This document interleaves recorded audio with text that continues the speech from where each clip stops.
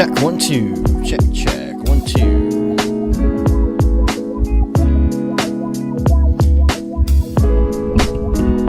Check 1 2.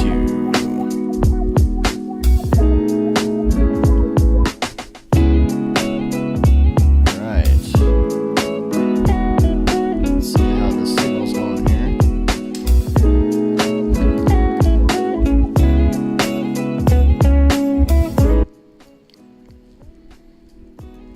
Check. Check. 1 2 1 2.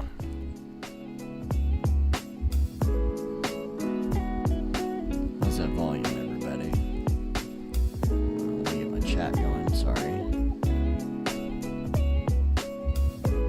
There we go. I've got the chat up now. Sorry if I missed anybody.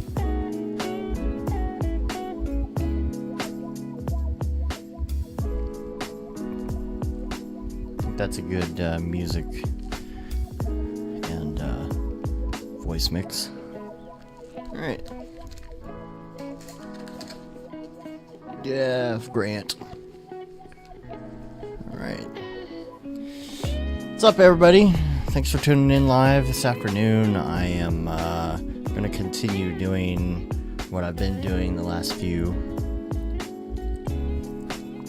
Just keep modeling and going about this project and building it for a couple hours, and if anybody has any questions in the meantime, just let me know anything about Octane in particular or whatever. And yeah, so I'm just gonna get into it, open up the project from where we were before. Usually immediately when I start these things, I do an increment save, start continuing on that way. So let's see.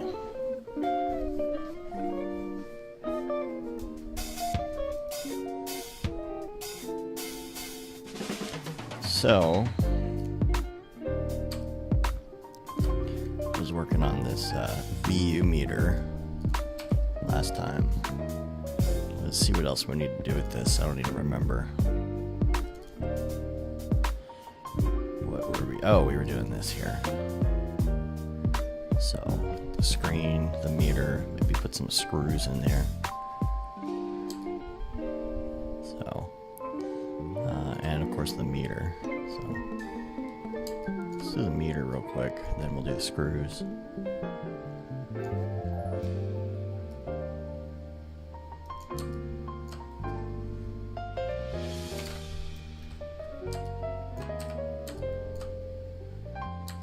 Like that. Back there, and change that pivot point. And use L as the shortcut for the axis change there, just because it looks like an L. Anyway, there we go.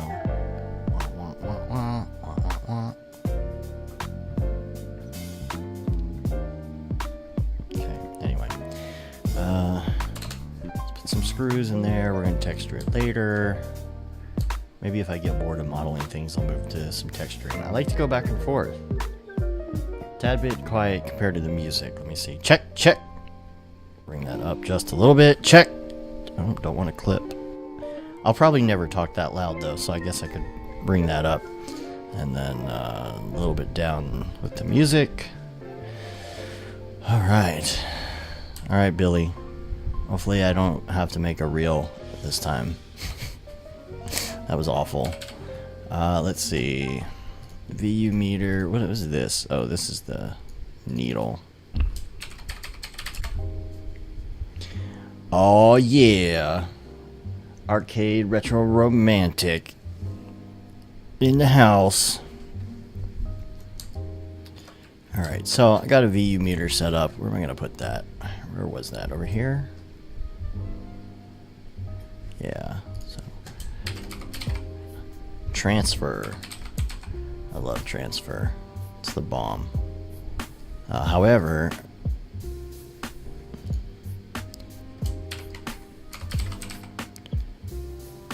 weird. I wanted to put transfer up in my little bar for now, because I'll probably use that more. It's weird that these are grayed out all of a sudden. Okay, anyway, I'm gonna move it over here.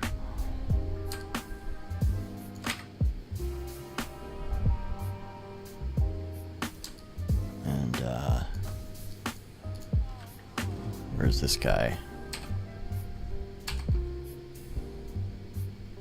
I think it was supposed to be a light meter originally. Oh well. So it's alright. Things evolve.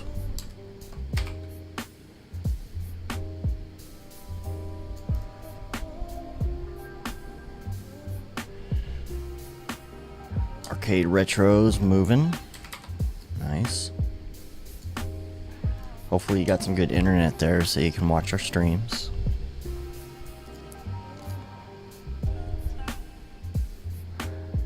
Let's see. Take this light meter out of here. Alright, lens on air. What are these supposed to be? Oh, we're gonna have waveform monitor. Excuse me. A waveform monitor and a router. Okay. Yeah, okay. I can do that.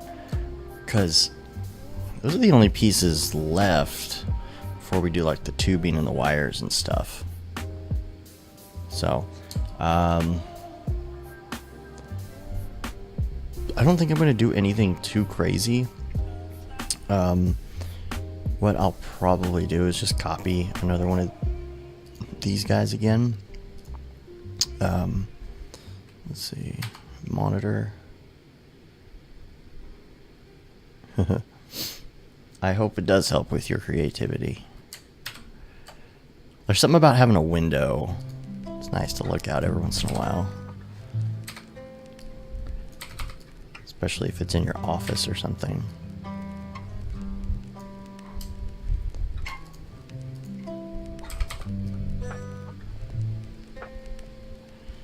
If y'all are, Oop, gotta plug in my computer. Hold on.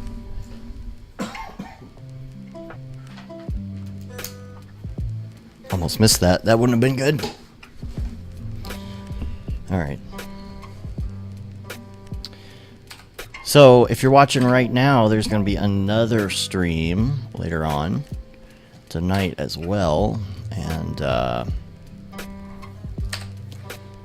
if you haven't seen Tokyo Megaplex's video yet, it's on Best of Vimeo Picks or whatever this week. You should check that out. It's really good. It's his class project. He's going to be on tonight with Liam on the Redshift stream at 8 Central, and they're going to talk about his project. So I'd say go check that out and then tune in and watch the interview there. Maybe some behind the scenes, maybe some Houdini talk. You never know. So, all right. So this is supposed to be a waveform monitor. So I'll probably change the size of it a little bit.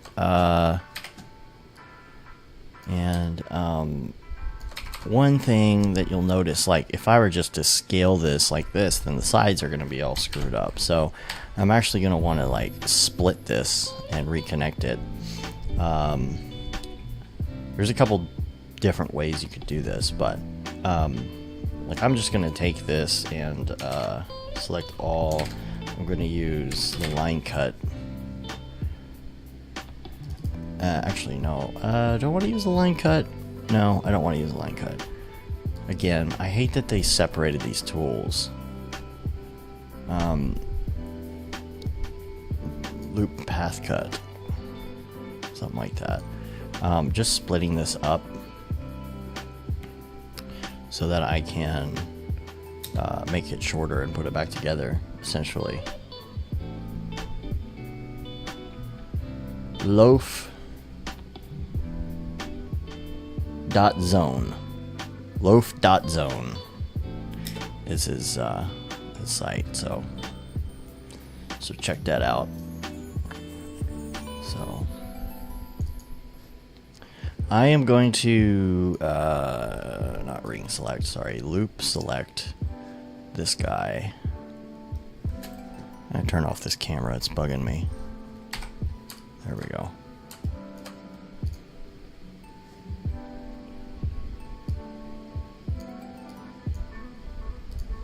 Maybe it is ring select. So I'm gonna ring select that and delete it. Now, what I want to do, excuse me, didn't mean to cough in y'all's ears. Hey, look, I got a mute button. How about that? Not wave apps, waveform monitor. So you can see on a waveform monitor, you got like maybe some buttons and knobs, and then obviously the waveform. So we're gonna do something like this instead. Wow, Loaf Zone has 20,000 views now. It's pretty good. All right, so we're gonna use something like this. I'm going to save that in my reference folder. Ah, it's so big. Changed resolutions, or changed to this monitor. My icons all stay the same size as they were on my laptop, which is funny. So, what am I looking for? Logo, reference, save that waveform. So, on this waveform, we have, it might actually be a 4x3 because this is old school. I remember using this monitor. Analog waveform vector scope or something very similar. It was a Tektronix. So we'll have a little window and maybe some buttons on the side. So I'm thinking that we'll do like a screen right here.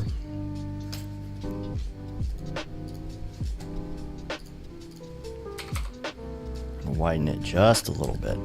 And we're going to want to shorten this side. So I'm going to grab all this and make sure I have do not only select visible elements, and I'll have tolerant selection on. So I have this whole section right here, and I'm just going to shorten it about where I think I would put some controls and whatnot, you know, something like that.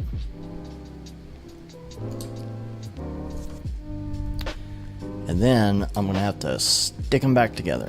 So honestly, the best way that I like to do this is just getting them close and optimizing. It seems fast enough for me.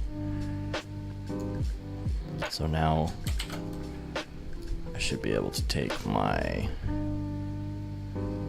optimize, which I can never remember where anything is. I'm so bad at it. What am I looking for? Commands, optimize, and the little gear, so I can change this, because that's not the tolerance I want. I want, like, I'm gonna do 0.1. Let's see if that does it. Hopefully it did. If not, I'll have to find another way to connect them.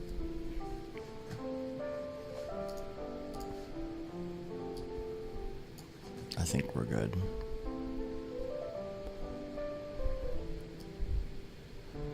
Okay, so this little section we're gonna put like a little divider and all that jazz, and put some buttons and all that kind of stuff. So I'm gonna do cube.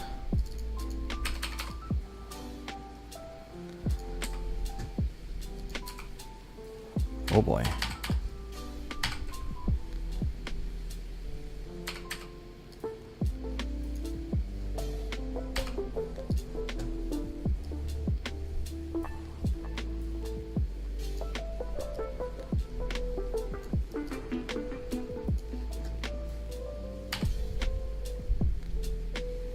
OU or U shift O for the options. That's the thing. It's the options. Every time I want to use the options, I'm just like, how do I get back to that? Because usually I just do shift C, you know. But all right, so this is my little divider dealio. And then I'm gonna put like a very slight fillet, probably 0.43 subdivision. And I'm gonna bring it in a little bit. So we have like our little subdivider guy here. This is where the screen will go. Let me bring this in here. I'm gonna grab this piece and do an extrude inner. Wow, my mouse is being funny. What is going on? It's like being super sensitive. I'm gonna have to check. Let's see. Oh. Weird. I think oh god. There we go. I have a little sensitivity thing on the mouse. So sometimes it's accidentally hit. Anyway, so now that I did that, I can bring it in a little bit. And that's going to be my window where I'm going to put my waveform. If you've tuned in before, like I'm not doing like this crazy like super ultra realistic model stuff. I'm doing like these kind of cartoonish deals. So this is going to be kind of a goofy, fun, whimsical something or other, and a lot of these little bits and pieces are going to be about that far away from the camera. So I'm going the old Beeple way of modeling things, fast and dirty. AKA excuse for me to model crappy.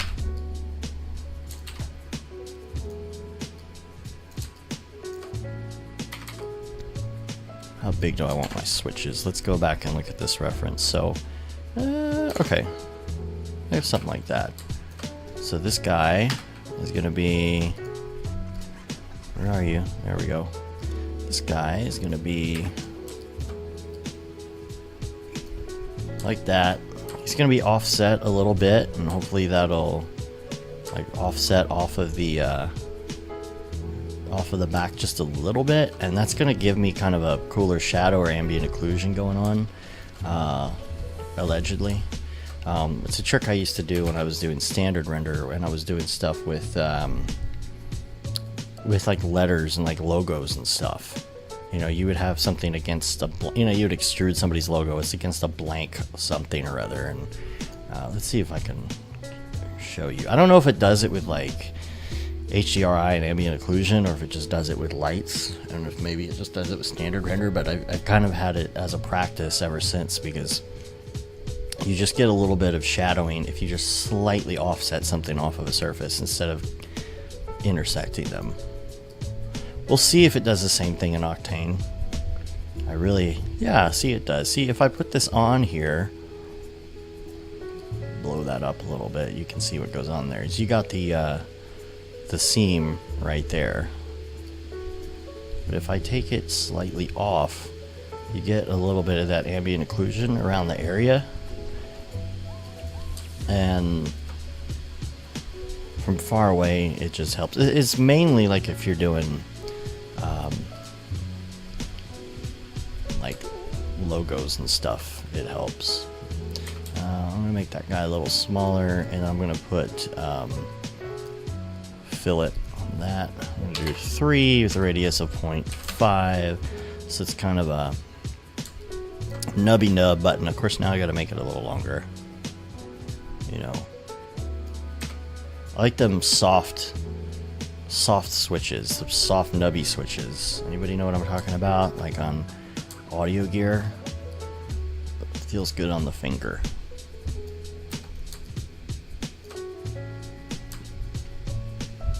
And that bevel or fillet in the back actually kind of helps with that ambient occlusion too, because it's not like right up on the surface. And I like that. So I'm going to do a couple more of those, but they're going to be instances. Render instances as well.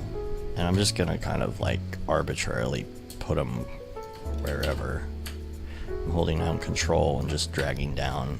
I'm going to say, oh, I want to put one here, and I want to put one here, here, just kind of make them even at the bottom. And really, that's about it. And then, you know, some other buttons. So maybe like one of these buttons. It'd be cool if I could do a little selector thing. It's going to be really far away, so I don't know how much time I want to spend on that. Right mouse button, you see all the options. Right. But see, even here, I don't see the, I think, is it a, oops. See, like if I right click on here, I don't necessarily see,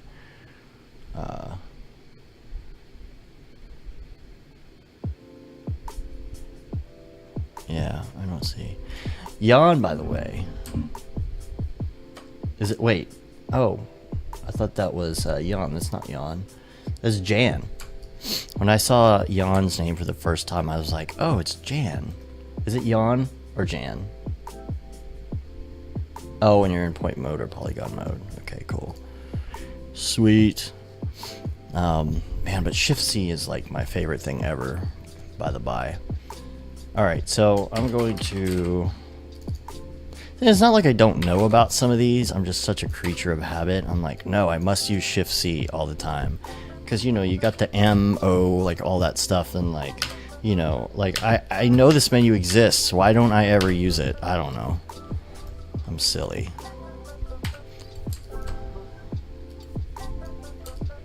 Alright, so I'm going to do, let's see, a 1 centimeter. Let's see.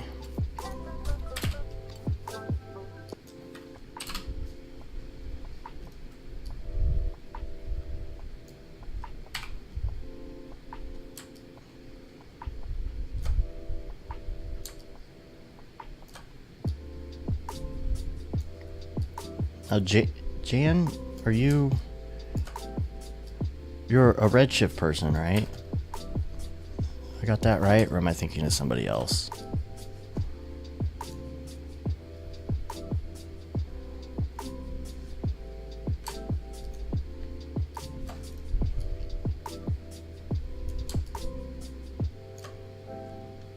Because I'm pretty sure that I've seen some of your work.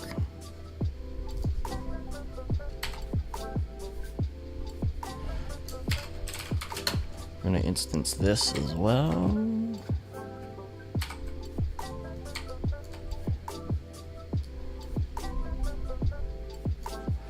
Do like one there, and a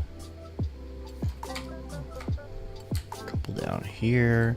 I'm really like jonesing to get to like some of the other parts of this, because like I just been modeling like semi crappy looking things, and I really want to like go do some texturing and all that kind of other good stuff. So I'm going to take all that junk and put it under here, under the waveform. And then we'll go in and texture some of that later on. And maybe adjust it, maybe do some other things as well.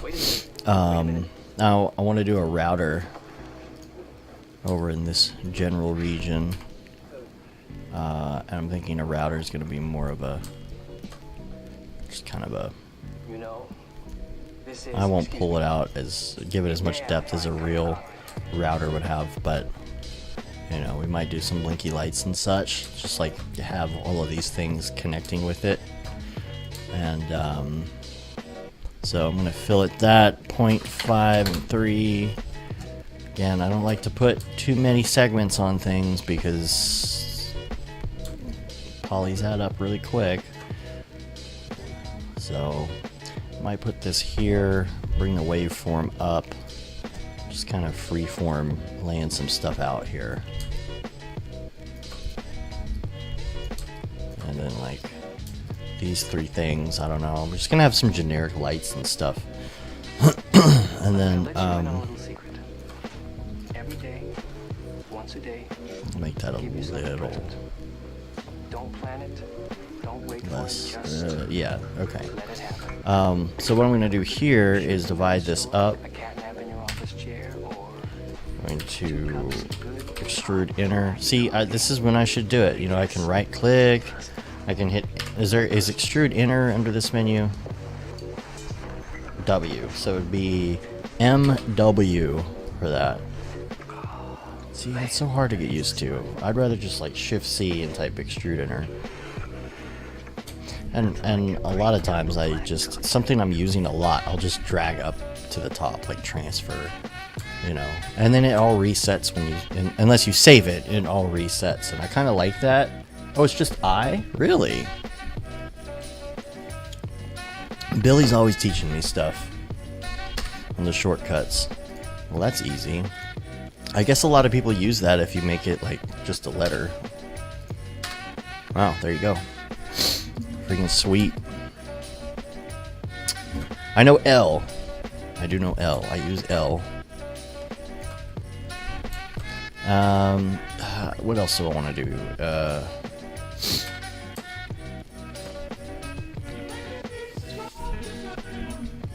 Extrude enters I. D is extrude. I and D.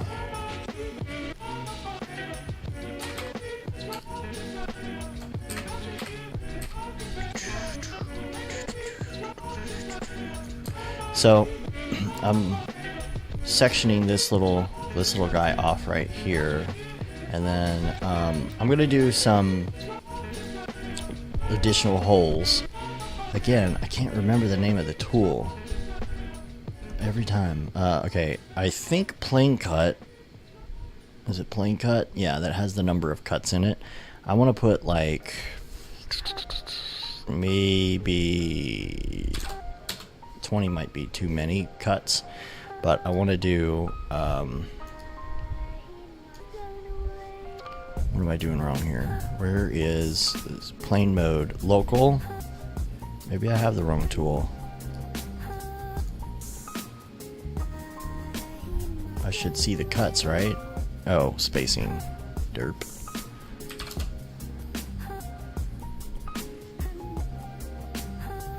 Let's see. I'm not sure. The scale of my project is really wonky. Let me see. If I make a... I should change this at some point, because I just started working without checking my scale. So this is, yeah, 185 centimeters. So this is working pretty big here. What up, power button? So back to my tool. Where's my tool? The plane cut. So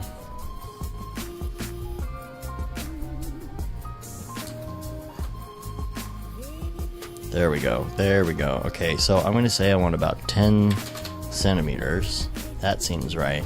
Now I just have to change my plane. I always pick the wrong one, because I'd rather just guess than have to think. Alright, now I'm going to go with 20 cuts every 5 centimeters. Let's see what that does. I thought I put 20 cuts. There we go. Back to 8 centimeters.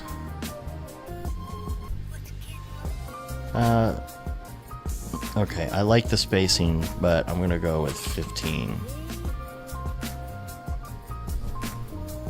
And I also want to restrict the selection, so I'm just gonna do like that. Now that I have those, that's not where I wanted it. Hold on. There we go. Now that I have those in there, I'm going to take those, and now that I know my shortcut, I'm going to hit I. I'm not going to preserve groups. My mouse is just crazy today. What's the deal? Alright, so I did an extrude enter on all of those by not preserving groups. If I preserve the group, then the whole thing would extrude enter. Now I'm going to hold down Control, and I'm going to bring that back, and I've got some network ports. Again, super simple stuff. It's, you know, seen from like right here. So that's what I want. And then I'll put some lights, some blinky stuff on it. Some of them will be physical lights and not textures. So let me just put a few... I'm going to use a capsule. Like, did I do a light the other day already? Can't remember. No, I don't think I did. Okay. So, you know, an LED or something will have that little dome. So that's what I'm going to do. And it's pretty easy to do that with a capsule. So I hit C, and then I'm going to just delete about that much. No, I lied. About that much.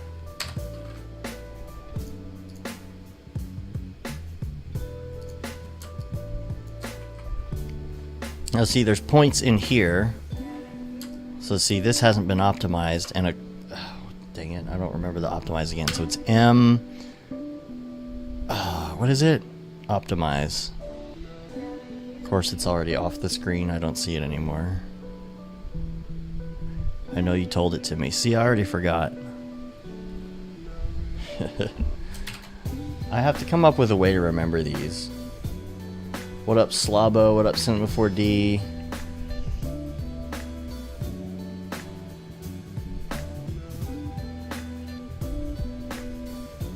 UO. See, there we go. You owe me an optimization, huh? See what I did there?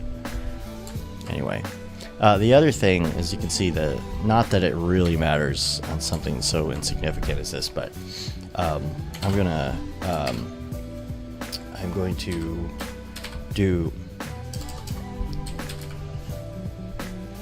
do axis center on this and execute so that my center point is here and not back there. Again, this is like a nothing piece of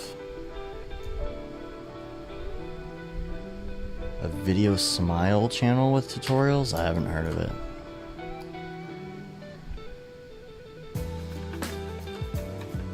Alright, so little LED light's gonna be here. I'm going to do a render instance of that. On X, I'm just gonna do +10. Nope, let's do +5. +5. Copy paste +5. Copy paste +5. And these are my little LEDs. I'll just put them over here for now because I don't know what we're gonna do yet. This will probably be textures up here. Group those, call them LEDs, and then put that into the router. Alright, so the router is ready to go. And then I think that covers my pieces. We're almost to texturing, which that'll be fun. These guys, I don't know what these are going to be yet. I mean, they could just be blinky cubes, honestly, but we'll see how they fit in later on. Again, I want to go back to some of my original references and just kind of remember what feel I'm going for, because it's been months at this point, you know. I like that bright glossy look. That's pretty fun. And that has kind of a really big side light coming at it there. I like that look too. You know, these are pretty flat, but there's some glossy textures here, some mirrored textures here. I really like this texture. Thought I could use that for the white. Video smile more popular than grayscale gorilla. Now, I really like this plastic texture. That is really cool looking. And then of course this plastic texture. Oh my gosh, like this is, I always end up coming back to this, and there's a whole series of them in different color schemes with different things in them. I love this look. If you saw, there's a thing that EJ did recently where he did a log, and it looks a lot like this plasticky looking log. I really love that look a lot. So cool. I love shiny textures. So anything else in here? Oh yeah, I liked this, and this is kind of what I was thinking too, like the meters and like the little tubes with the corners on them and such. Why am I using instances instead of copy and paste? Long story short, because, well, there's a number of reasons. If I want to change one thing, it'll change all of them. That's the number one reason. If I'm working on a lot of Octane projects almost exclusively, so polygon count is a big deal, and things add up. If you want to see like in depth why I do it, if you check out my NAB presentation from last year, from 2017, there's a lot of stuff on instancing and how to use instances and how you could have 2 million polygons in a scene, or you could have 22. It just depends on how you go about it using instances. It can be really helpful in your workflow. You know, for example, this button. I think these, for some reason, I copied these buttons instead of instancing them. I really should have instanced them. But imagine that these were instance, right? And imagine I'm working on a project that had like 1,000 of these buttons, and then it all of a sudden, like, client comes back and they're like, oh, we don't like that button, you need to change it to something else, you need to change the texture. Well, then I have to replace every single button. If I just replace that one button with the instance, then they all changed. With render instances on, that number of polygons in your scene, it doesn't matter how many you have. Octane is going to be like, oh, this has 10 polygons in this one button. I'll render all 100 of these buttons and consider them, you know, it's reusing that piece of geometry. Is it possible to transfer Octane materials to Unreal 4? Oh, wow. That's a tough one. Honestly, the best thing that I've seen is if you bake your textures a certain way and then bring them into Unreal. Because like if you baked in all the AO and the GI and whatever in the scene, it's going to look more like Octane once you bring it into Unreal Engine. There's some people doing it. I'm trying to remember what... Oh man, that's going to be so hard to find. But there's on... Let's see. We have an awesome search function on our site. It works really well. Let's see if I can... let me just type Unreal. Unreal? No. Unreal. Oh man.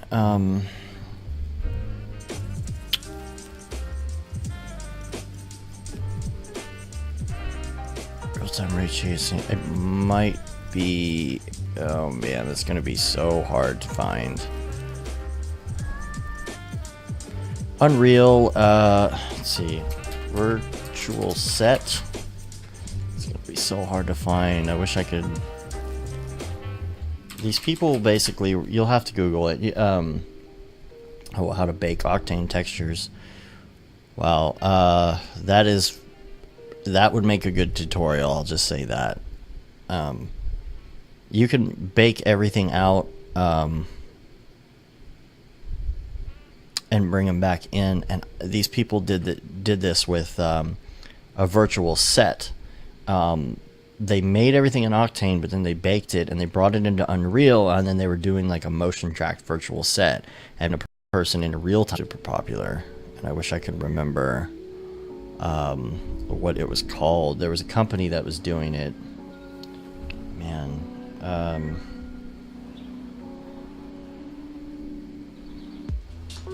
Oh gosh, I cannot remember. Maybe it was Unity and not Unreal, but same concept.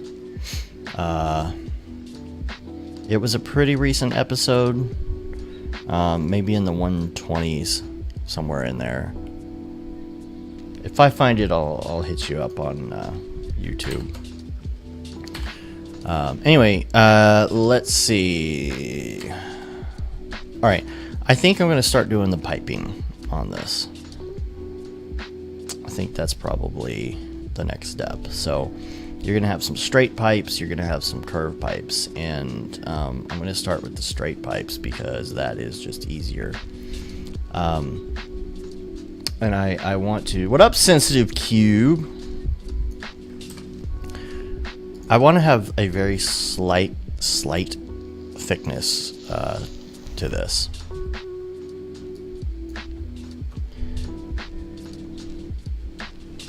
So my tubes are gonna look something like this.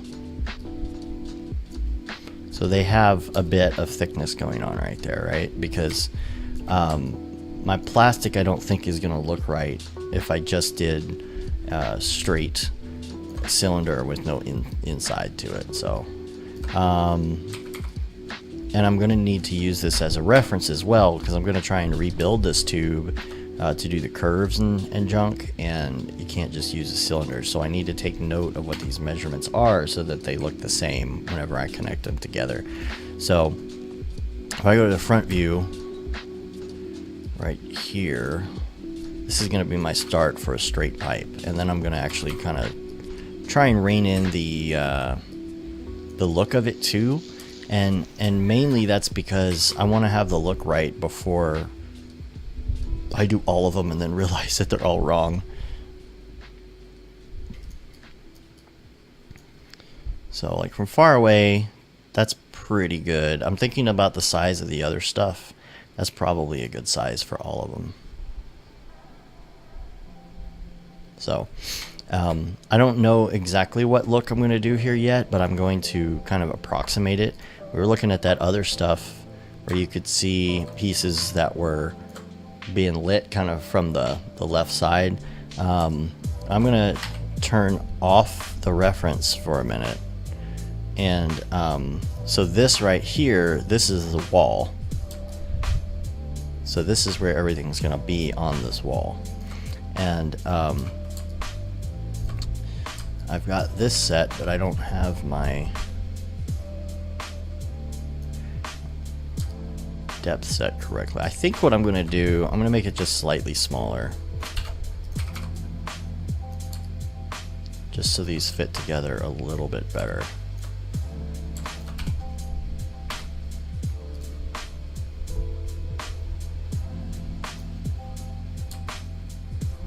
And obviously I don't want it connecting with the wall, which I don't think it is. Let's just check here.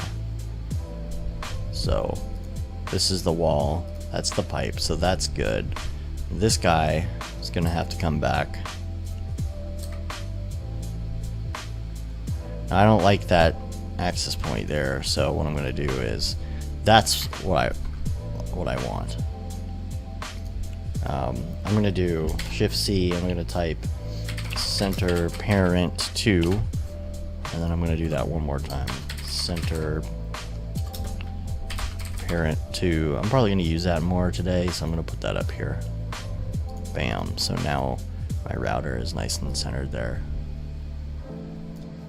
So now my tube's going into the other thing. And now I'm going to work on that look just a little bit. So I'm going to first of all increment save, and then I'm going to bring up my Octane window, and I'm going to dock it and hit render.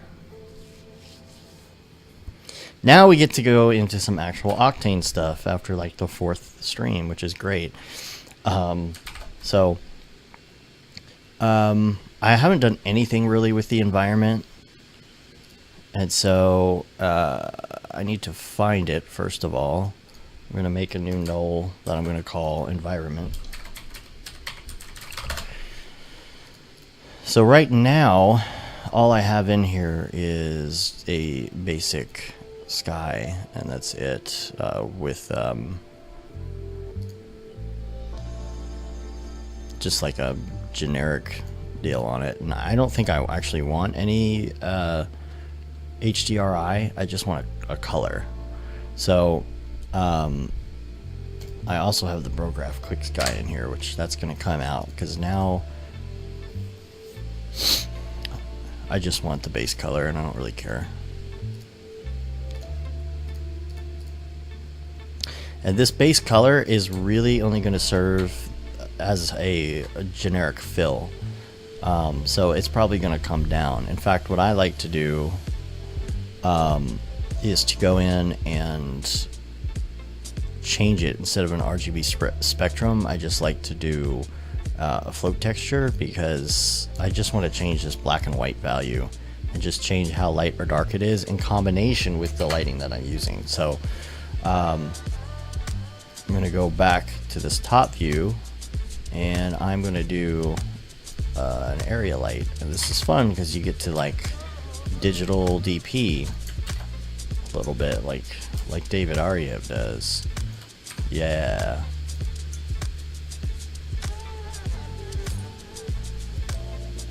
Now, if we're looking at some of the reference photos again, especially this one, because I really liked the lighting on that, you got to look and see, what are the shadows like?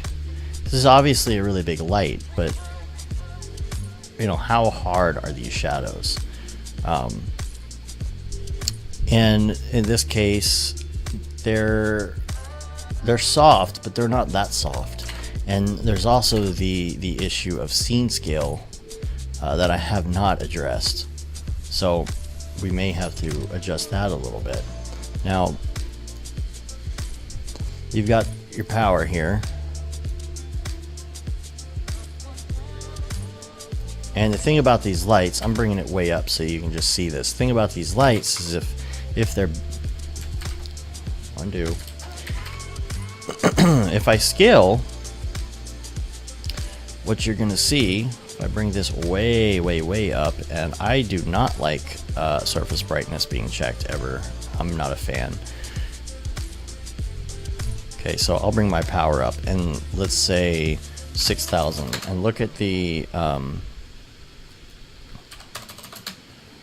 shadows. Look how soft they are. Now that's, in my example here, those aren't. Now some of that's reflection, so I can't really judge that. It's hard to say. If you look up here, there's more of a shadow here. These are not hard shadows, but they're not super soft. So I want to find that happy medium. If I took this light down, way down, it's at like 10% now, right? And I'll keep going. I'll just keep going. Make it like, I don't want 0, but like super small. I'll turn this brightness down a little bit. What you can see going on is that the shadows are now hard, you know. So I want a little bit of a happy medium in there, to where I'm starting to see that right there, starting to get a little soft. See if we can zoom in. You can see that a little bit better. So we have a little bit of softness going on there on our shadows, but it is still kind of a harsh light. We're gonna make that less harsh eventually. The other thing is I got my camera settings probably all jacked up at this point. Turn on my imager. That's not too bad. So you can see I do have the depth of field going on here. Now I don't like the extreme angle of this light. I do want some shadows coming from that, but I want them to be shorter, you know, maybe more like this. I need to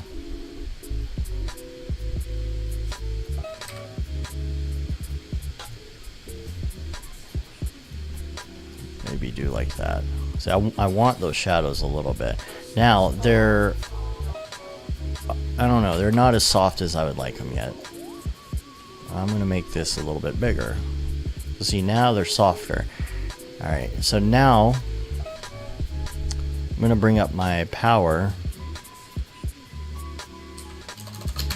I'm gonna say 7,000 for now. Well, we haven't textured everything. When we texture things, what happens is this lighting is gonna look a lot different, just because of things that absorb more or less, or reflections or whatever. So I'm just kind of getting close, because I want to be able to look at that tube and kind of set the texture and make sure that the thickness of the tube is right. It's this whole working backwards thing, and forward and backwards again.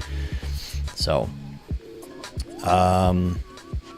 So you can see, like I was talking about earlier, these are super dark shadows. You know, like David Aryev says, you're never going to have like a completely black shadow in real life like that. There's always going to be some bit of light in it. So you know, you can bring this up and even out those shadows and have less shadows. So as we go and as we build the different pieces, some of these levels might change. I just want to have something that's kind of, you know, where I want it to be for now. The other thing that I'm going to do probably eventually, so I should do it now, is I'm going to, I think I did it already a little bit. I want this to be a tall light. So,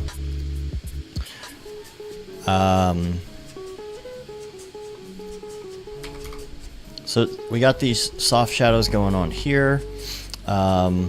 We have a little bit of fill, maybe enough, maybe not enough yet, on the sky. We'll find out later. I think I am going to bring it this way just a little more.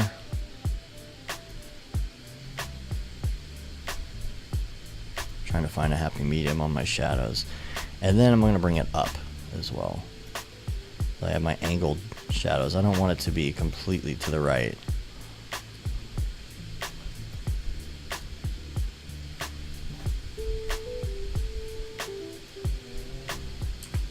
And this is what is great about having Octane or a fast GPU render, is that you can see this stuff going on in real time. You don't have to guess it. Alright, so that's there for now. We'll come back to lighting stuff later on. But that's enough to get me a pretty good guesstimation of my plastic. So I'm going to create an Octane material and put it on my tube. And my material, I'm going to switch to specular. A couple things right off the bat. I'm going to turn on fake shadows. And man, that's really good to begin with, to tell you the truth. Now, something that might have to be adjusted eventually is my depth. Specular depth, glossy depth. See, if I have 0 specular depth, you can't see through this. If I do 1, 2, 3, like you could see through the first part, but not through the back. So you want to just slowly bring this up until it works. I always give it a couple extra clicks because I'm paranoid. I'm going to bring my glossy depth up a little for now too, because I'm sure I'm going to need to bring that up. What up, Raid Zero? Looks like a displacement map. The letter E. Is the letter E buggy? Oh, that is the intention. That's the logo. It has a little indent in the E.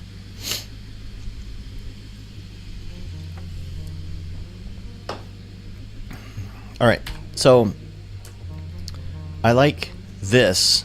Now, something we might address later, because I just don't know what's going to be reflected in the scene, is the reflection. I do not like, honestly, let me name this tube right here. I do not like the reflection settings by default. I feel like I would like them to be stronger. And you can't, so you cannot go above 2 on your float. Recently, I'll have to try this. Now, if you do a color instead of a float, it automatically overrides the float, so this won't do anything anymore. So that's at 1. Recently, I did notice though that there are some. See, you can't do it. There's some instances in some areas where you can take these numbers over 1. Like 255, and I think it might be a glitch, but I'm like thinking maybe I should not try and do that, because if they ever fix that glitch, then you know that sucks.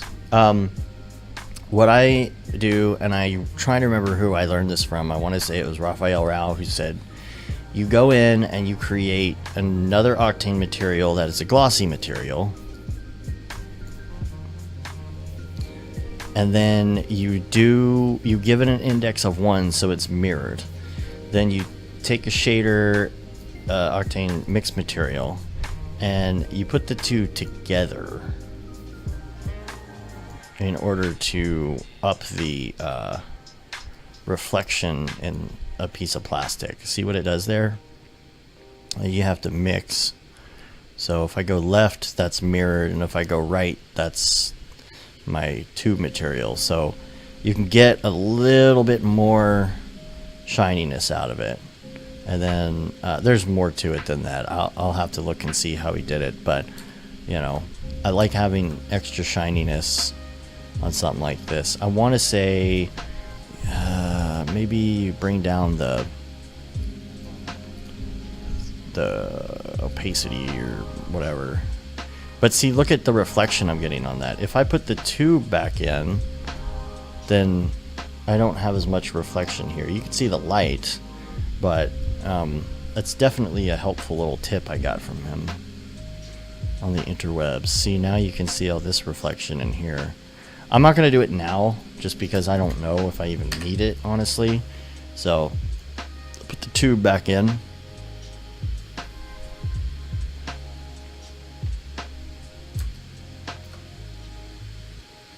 So again, the thickness was my big concern on this, because when I'm over here, I'll probably have, you know, some color variations going on, but the wall might be white, maybe with some texturing on it. I don't have anything for it to reflect yet either, so I don't know how that's going to look.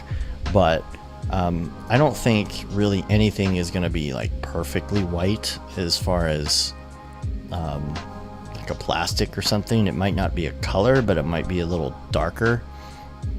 So I'm going to go to my transmission, and I'm just going to bring that down a little bit, like 0.9. You can see it makes it quite a bit darker, so I don't even want that. Like I'm talking just subtle.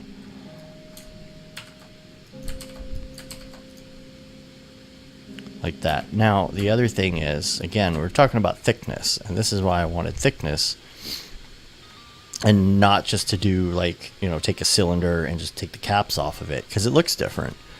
So if I take the inner radius down, you can see what that does.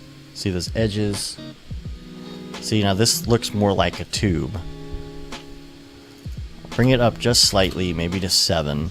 But see, now you've got some cool little refraction things going on. We can mess with the index if we want. I kind of like it though, but let's just see. If we go to 1, it's going to be like clear. And then as we go up here, I'll just bring it up. You can see it just gets like super weird looking. I mean, I really like 1.3. There's the default, and use the thickness to guide some of that. So now you come back here and it looks a little more like something.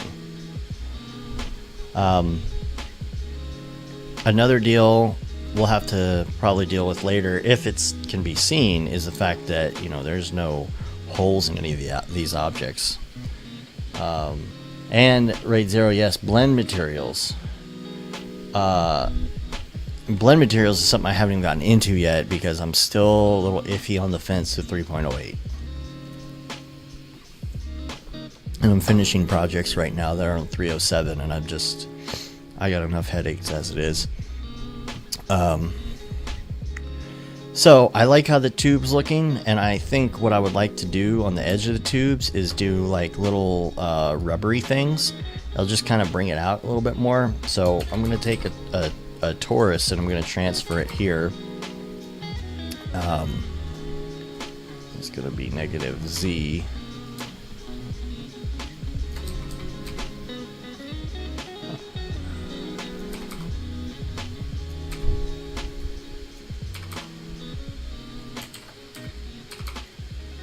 Now the tough part on this is going to be the fact that every time I make one of these, I'm going to have to like set these separately, but you know, whatever.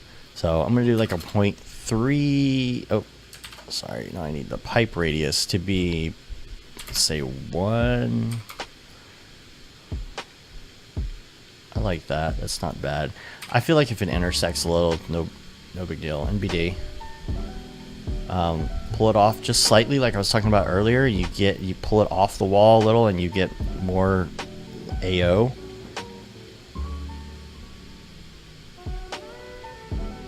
Yes, that's a really good idea. I should get topo wire for this. That would be really cool because of all the wires and junk. I got the beta of the other plugin, which I'm going to use on something else. But yeah. So what I'm going to do here is, now again, here's the instance thing. I'm not going to want to instance every one of these rings because I might change the size, I might change some other deals, depending on where I'm putting pipes. But I do want to instance it once because most likely if I change a ring on a pipe, I'm going to change it exactly the same on the other side. So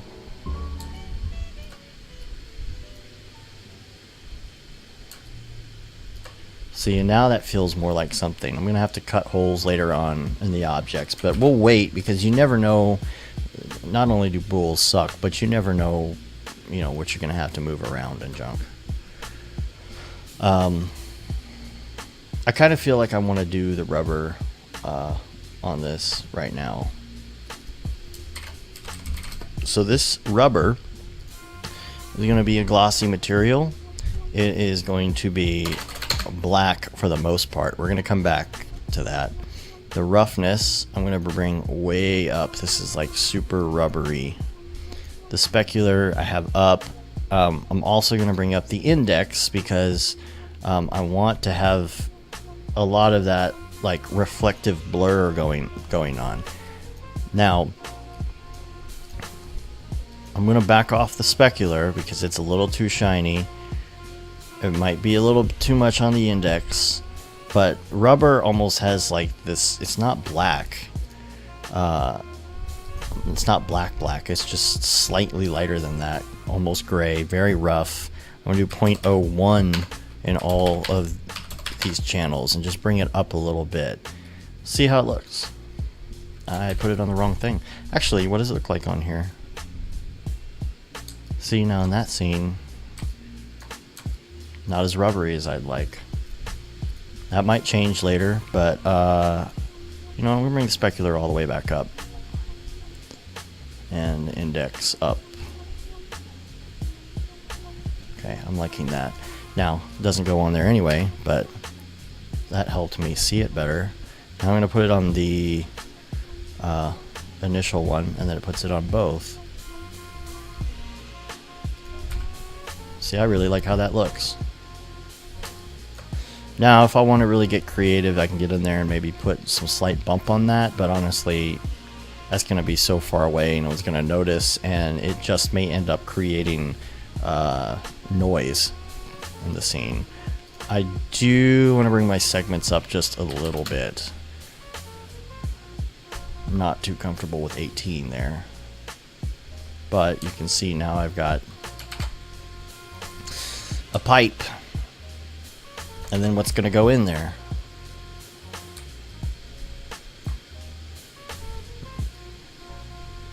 Be cool if some like gooey liquid went through there. Maybe I'll do that later. Maybe I'll get crazy with X particles going through there, but honestly I want to finish the Grayscale Gorilla series first.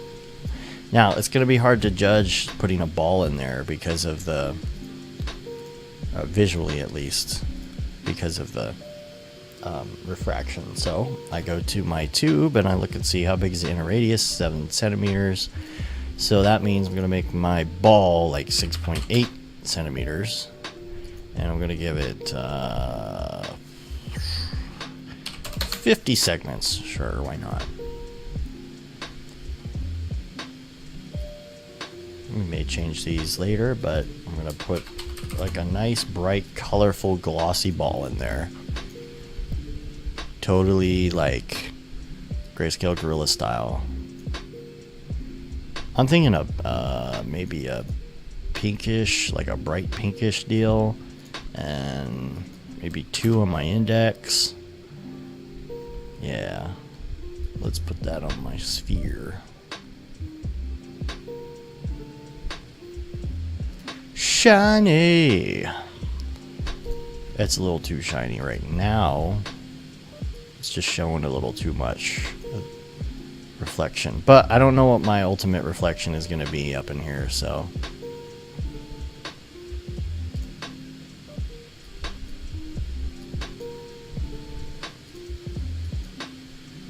See, what I really need is a set of secondary reflection.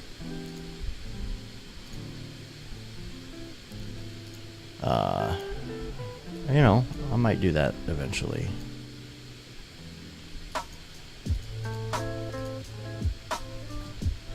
That's just a placeholder anyway, so.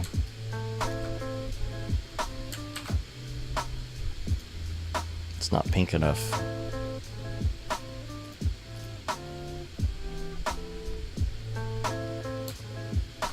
Pink ball.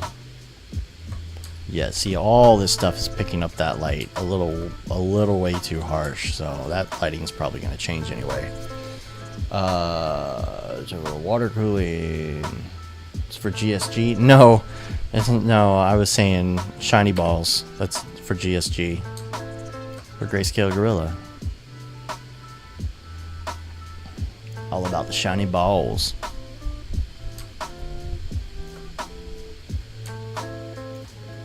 Alright, so that is there. I'm trying to decide what I want to do now. I'm going to start texturing stuff. I love texturing stuff. Let's just go one at a time and work on it. First of all, the on-air box. I'm going to do a cool plasticky texture. There's a really fun plasticky texture I like to do. It's very easy to do.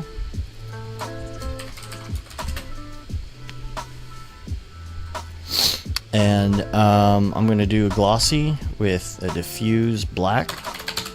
I'm going to basically leave everything default. Let's put it on here.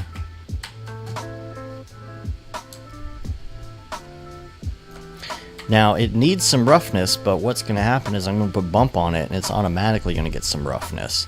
So rather than bring up my roughness right now, I'm going to wait. I always used to make that mistake. Index, I'm going to take 1.5 at least, I think. Specular's up. Alright, now, in the bump, I'm going to add Cinema 4D noise. Perlin, which I love, and I'm going to bring up the octaves in Omega just a little bit.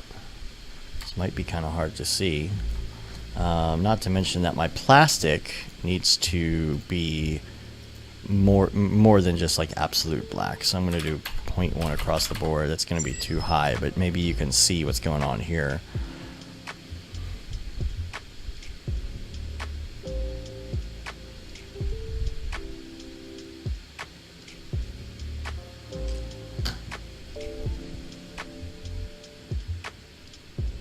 Now, there's some issues going on in all these areas. What I like to do with this kind of thing, because it works most of the time, I'm not a big advocate of changing your projection within Cinema 4D. I actually, usually say change it within your texture. If you're in Octane, do it in your material. But for something like this, it's so simple. You're not going to really have to change anything. I change it to cubic. And for something like this, it's pretty helpful, and then you just change the length. I'm going to do 20 in all directions. And this is what I was talking about bump earlier. In comes the noise. So, one thing I might be able to do right now, actually, is I'm going to go to path tracing, bring my GI clamp all the way down, turn on adaptive sampling, and I'm going to slowly bring up my GI clamp.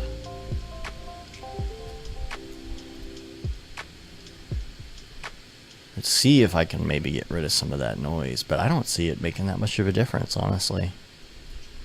Need that Octane 4, yo. Anyway, that's too much bump anyway, so I'm going to go here and change my gamma. See, this changes it. If I bring it all the way down, there's nothing there. Let's turn off this sampling and go back to direct lighting.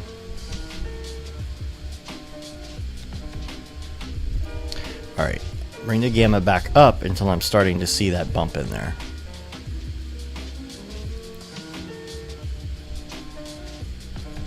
Let's just do a little area.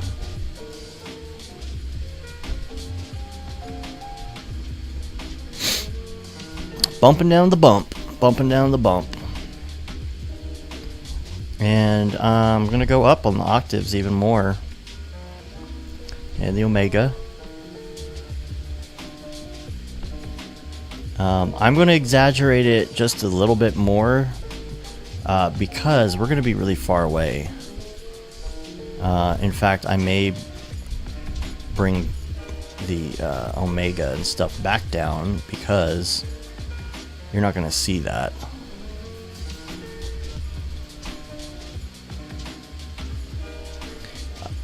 You're starting, I don't know if you can see that on the stream, but getting wild with the high octaves and omegas.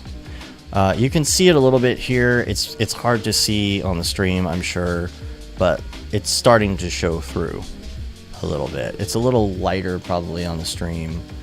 And I want to exaggerate it. It's a little exaggerated on the front piece, but the front piece isn't a deal because we're going to put our on-air back on there. So if you're looking at this,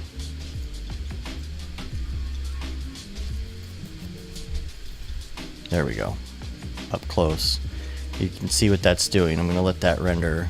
I should have turned on my render farm so it would go a little faster, but I forgot. So the other 256. Why not? So you can see like this rough plasticky thing going on here around the edges now. It looks really cool. Twitch has less lag. I know, YouTube isn't happy sometimes. But see, now that light is catching the specular going across and it looks super plasticky, which is what I wanted. The other thing I might come back to later is the reflection on the on-air, because I'd like to see a little bit of reflection. Let's see, if I just put on glossy, what does it do? Not much. But see, I don't have my environment or anything yet. It's going to be really hard to judge that. So I'll just leave it as is for now. We'll come back to it. Now what's cool is we can use that plastic texture now for other things. So for instance, this waveform. Gosh, okay, I'm going to... Other thing I like to do, because I like to stay in my camera, but sometimes I can't because then I have those problems you just saw there. Gosh, I need to group this. This is the tube. Put the light in the environment. I need to get organized here. I like to do a free camera that doesn't have any keyframes on it, but has the exact same tag as the camera that I'm actually using. That way I can kind of see the lighting and stuff. But what I'll do is I'll go into my my focus and I'll take it back down so that I don't have that issue. So see, if I'm in this camera, I have this going on and I have to you know, click around and focus on what I want to focus on, or I just go over here and it's gone. But I have the same light levels and everything else. So I had that plastic there, and now this plastic. The way I label things too is I don't bother putting the color because it's obvious. That's obvious. So like these will just be plastic, and then you can see the color. If I go back to my reference of that waveform monitor, there's kind of that gray plastic that used to be all the rage. So I'm gonna put that onto the waveform like this, onto the monitor itself, and then just adjust from there. So I had the gray. Honestly, that's 0.1 across the board. I could use float instead, so I'm just gonna do it that way. I have a color blindness problem with certain types of greens. So I think that's full gray. There's no green in that gray, is there? Is it a green gray?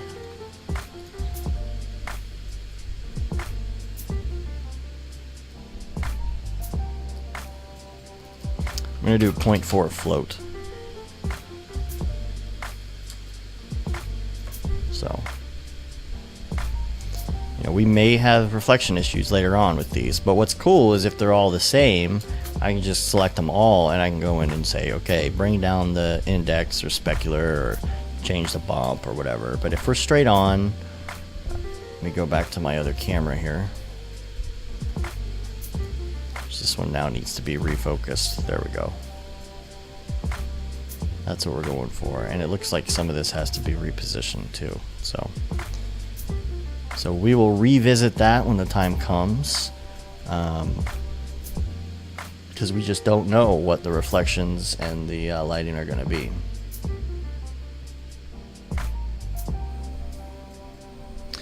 Use reflections like the instance on the buttons too, kind of. I mean, I just have them together. I mean, technically you could also go in and link them together if you wanted to.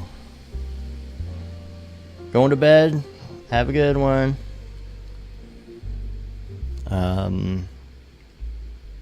Anyway, I'll continue on here.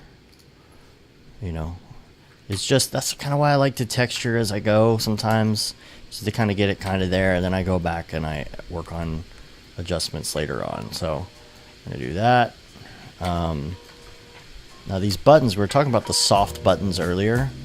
Ooh, that almost looks like a dude, like a robot. Looks like the robot from Futurama, the stabby guy. Stab, stab, stab, stab. I'm delirious now. Let's have some more of this Monster Energy drink. Delicious Monster Energy drink.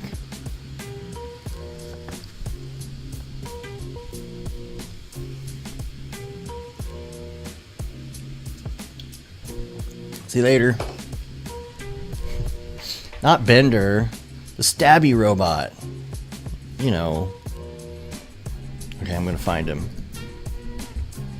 Futurama stabby robot. This guy. Yeah, he's like crazy, man.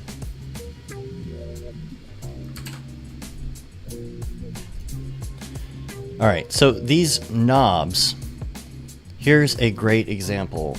Oh, Jan's already gone, but here's a great example of what we were talking about earlier. I want to adjust these knobs, and since they are all instanced,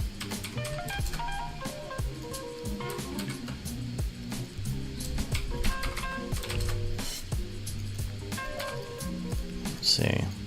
Since they are all instance, I can adjust them individually. So like this one, I think it needs some more segments first of all. 50. And since I got it where I like it, I'm going to hit C and mix down that geometry. I'm going to only select visible elements and go bam like that. And I'm going to use the move tool and control and slightly bring it in like that.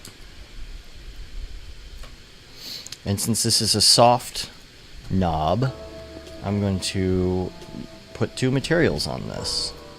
I'm going to do a white material, which we're almost where we need to be by default, but I'm going to change it to a glossy material, bring up the index to maybe 2 or for like all the way up. Alright, so now we have like this super soft material. If I were going to close up on it a lot, I might put some bump on it. And then I'm going to call this knob, and then I'm going to copy and paste it and call this knob top. Now up top is actually going to be the same, except no roughness, and the diffuse is going to be more like a 0.7, so slightly darker. And I'm going to select that selection from earlier and put it on there. So you see what that does? I have like these soft knobs with reflection, which hard to see reflection right now, but you know. And then right here, I'm going to do another knob top, but I'm going to change the color to 0, black, and I'm going to drop it in to these two. Nope. I just want one. Very, very, very subtle. And I don't want it that black either. Let's use the float instead. I'm going to do like a gray. So all of them are on now. And what's cool is these are instanced, so then I could just sit here through the instances and like, so they don't all look exactly the same. I can turn that one there. Go down here. I'm gonna turn that there. And these are all the same. It's great. So if I adjust one of them, they all adjust. This one goes up to 11. Alright, now the other buttons on there are gray. I probably won't put any text on them. I don't know. I don't think it's worth it because this is like a background element. I'm going to take that soft knob though and call it button. It's not going to be as soft, so the roughness is going to come down about halfway. I'm going to say maybe 0.4. And then we're going to change the gray value. I'm going to put color at 0 so that the float works instead. Where is the button? Button, who's got the button? There we go. That is too dark and too shiny. So, index 1.6, and we're going to go way up here with the gray.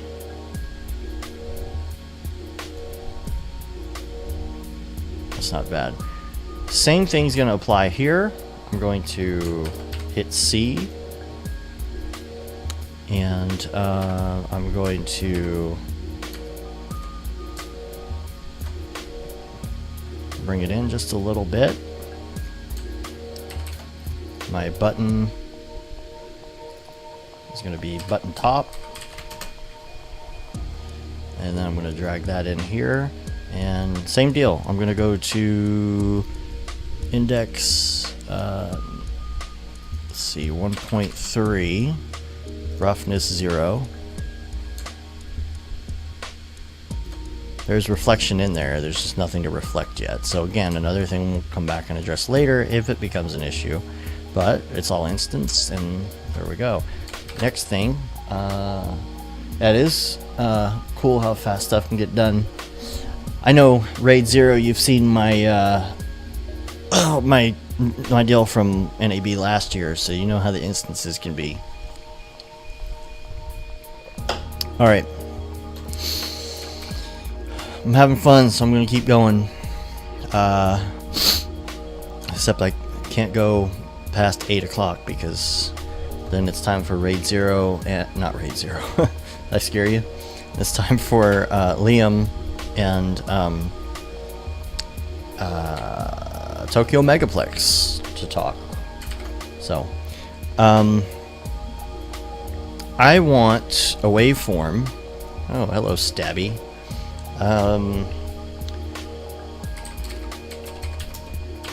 I want a waveform monitor, and I'm going to go to settings, not settings, to tools, and I want the size to be larger, probably larger than 1024 at least. I want my usage rights to be labeled for reuse with modification, so that this is stuff that I'm allowed to use. Phil, you need to do a live stream pretty soon. Alright, so now I'm going to look through and see if I can find, not that, that's hospital. I need to find a waveform. Is this really all I get? Can't be all I get. Waveform, let me just do any size waveform monitor. It doesn't have to be too great because it's going to be far away, so... did I put waveform monitor? Reuse with modification. I think...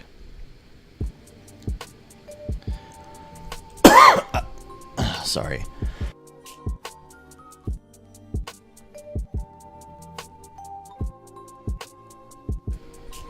Yeah, the other one tonight will be on the Brograph channel as well. It's Redshift Thursday like we usually do, but it's Wednesday because he couldn't do Thursday this week.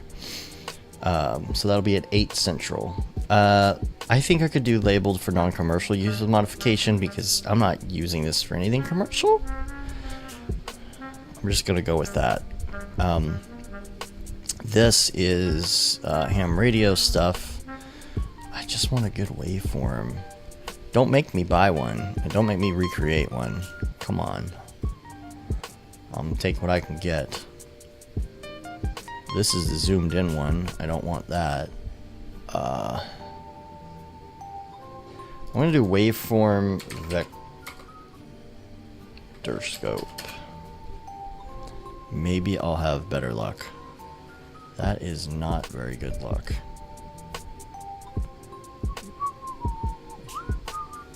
Alright. So no.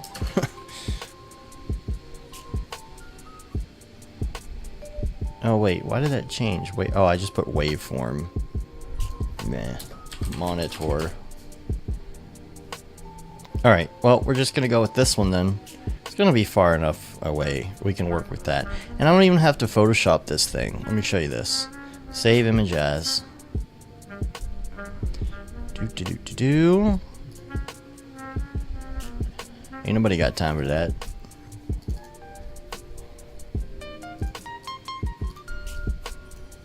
Oh yeah, waveform monitor JPEG. We'll go with that. I'm gonna save it. I'm gonna go to the Octanes. I'm gonna create a new waveform. And this bad boy is gonna go right up inside this piece. Bam. Alright, that's where it's gonna go. I'm gonna go to diffuse. Actually, this is gonna be a glossy material.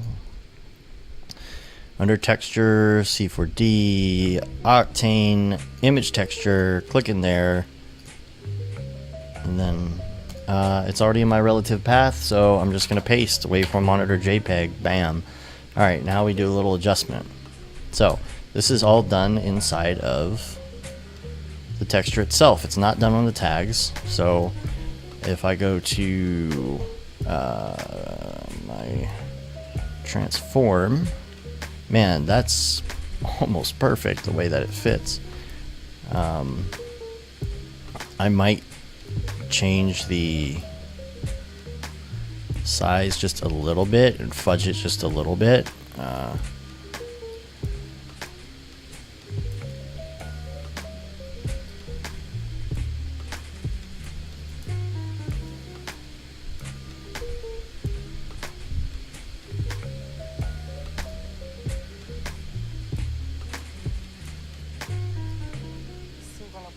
Not bad.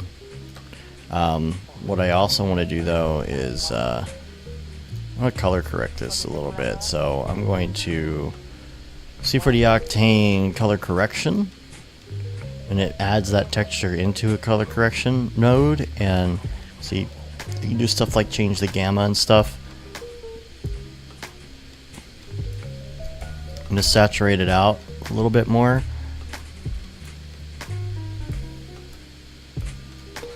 I'm also going to change the hue, see if I can get it a little more in the green area, like this.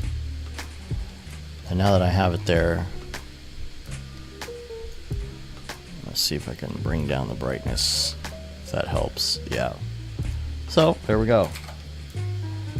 So, we got that. And when you're back here, yeah, cool, whatever. You know? I don't know what we're going to do, again, about the reflection. I do know we should probably put a little bit of roughness on it.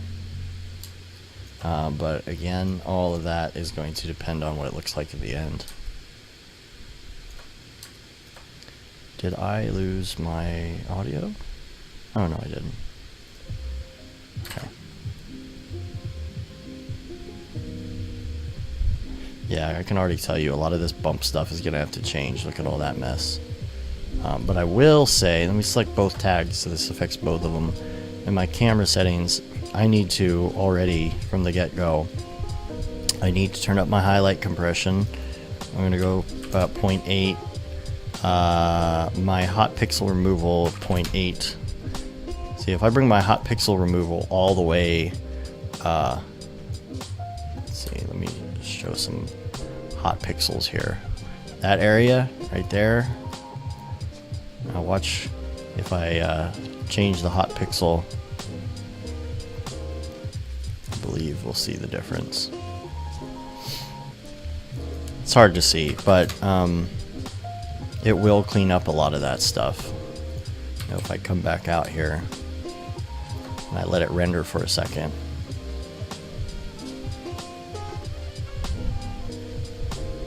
Shows up a lot more on the gray than it did on the black version.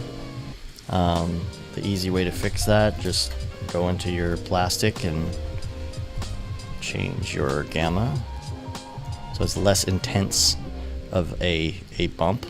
So if I bring it down, you can see it goes away, but we want that bump.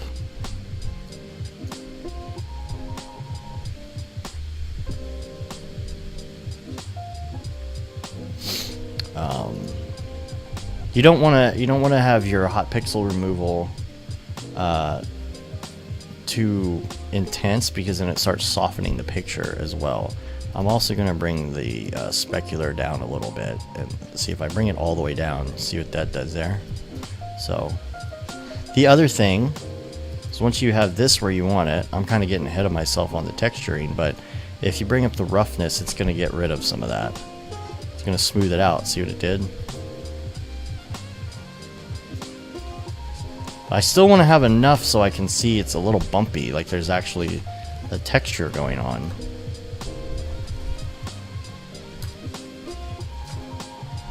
So, might bring the specular back up now that I've changed the roughness. It's kind of a balancing act, but I do like that. We're never going to be that close either. And then on the waveform, the other thing I want to do, I'm going to grab this section here because I don't want it to be that same plasticky texture. Honestly, I wonder what that's referencing. I'm going to put that in instead and bring up this float. So I got more of a glossy sticker going on there. So we'll deal with the rest of that later on. It does look like the default gray. I'm not sure if you were here before or not, but I was going for this gray right here.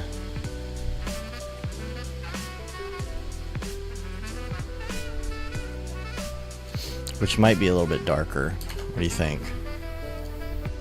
It's hard to tell too before I light any of this.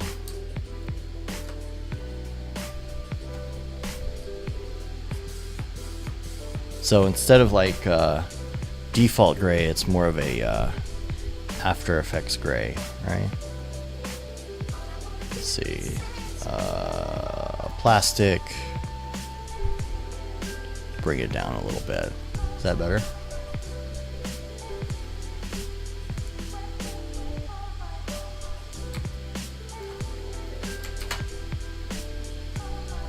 Even darker. Bam. There we go. Now we're cooking with gas. Maybe we'll put some writing or something in there. Is there writing in the... So you could almost use that. Almost. It's a little blurry.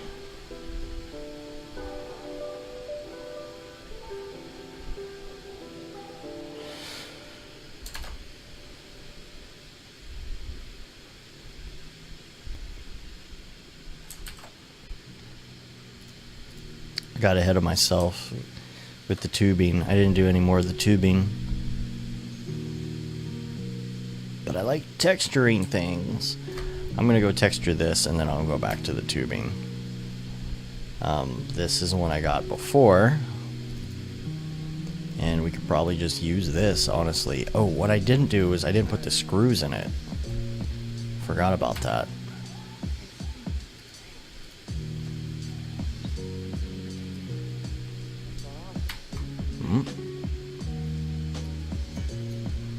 So let's look at the different types.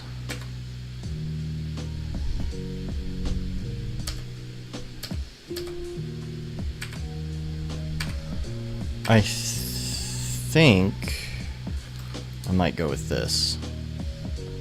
With the hexahedron, I think. Because, I'll show you why.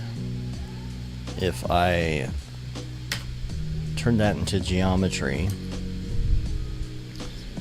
I want this to look like the head of a screw, kind of like this. And then I'm going to take the half side of it,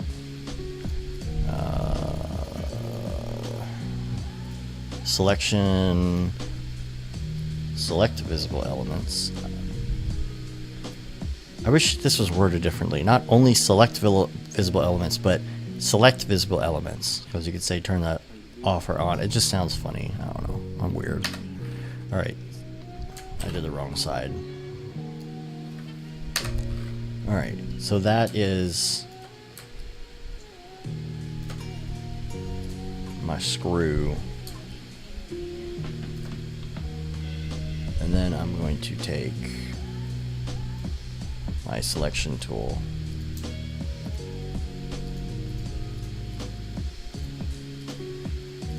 I'm going to select out this area like so, and I'm going to hold down Command and just bring that in. And that looks like that might be too big once it comes down to it. So I'm just going to take this area, select. I should be able to do this with ring selection. Maybe not. Loop selection. Is it going to come out? Is it going to come out? Nope. Fine, I'll do it myself.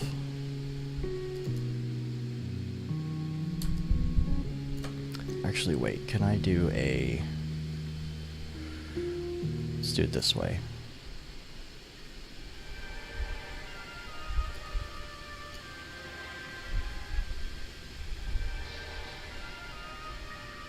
Oh, you get it from the content browser. That is a good idea. I do not have my content browser propagated because I'm on my laptop. Alright, so I think I can just... I do like the fact that, like, you don't have to load the content browser. Like, it doesn't come with the default, because then I can, like, install it on stuff like my laptop where I just don't have the room for all of it. But then, you know, I'm like, oh man, that would be so cool if I had the content browser, because I could just get a screw. But it's just a screw head, so, you know, it's whatever. It's going to be so dang small. It's going to be up in this general region. So I'm going to transfer that to here.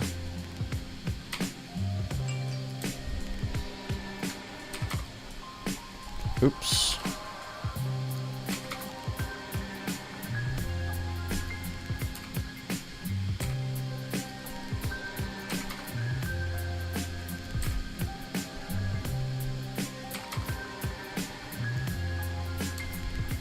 It's a little segmented, but it's very far away, so.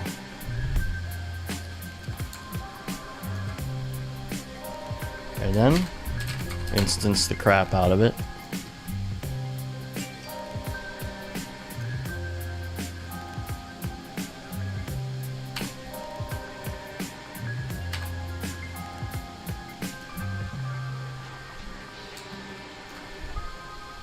And then, so bring this instance here.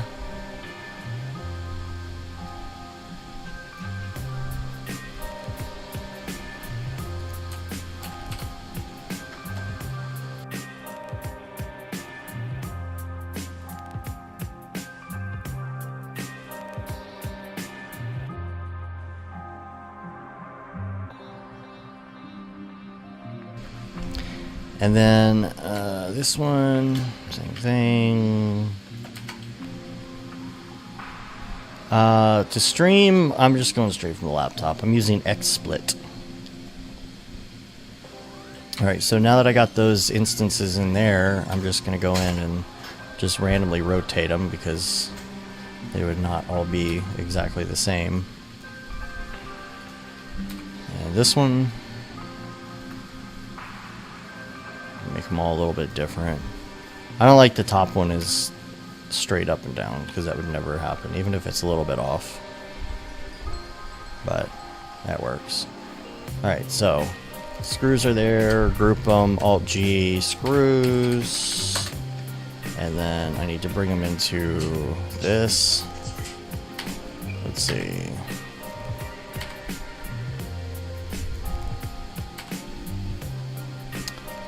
Oh, VU meter. There we go.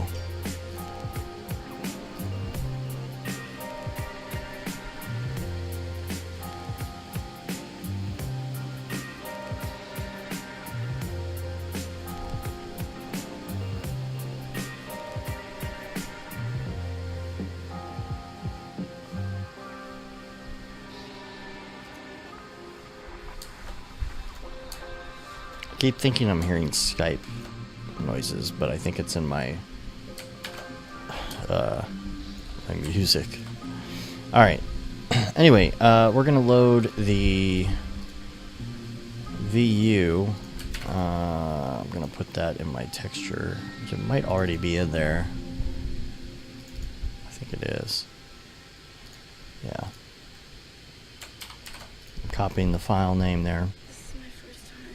Alright, create new material. This is going to be a flat material. This is going to be VU. And why did I hit that button? Ugh, go away. Octane image texture. And I'm going to create a plane. So it's good to go. And I'm going to put it inside here.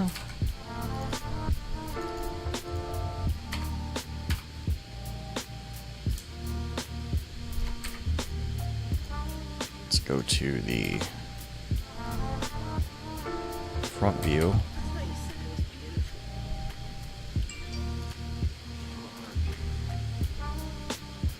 My goodness, the notifications.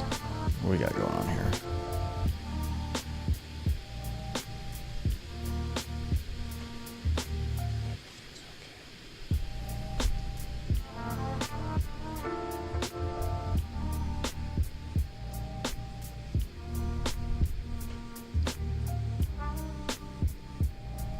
Stand by.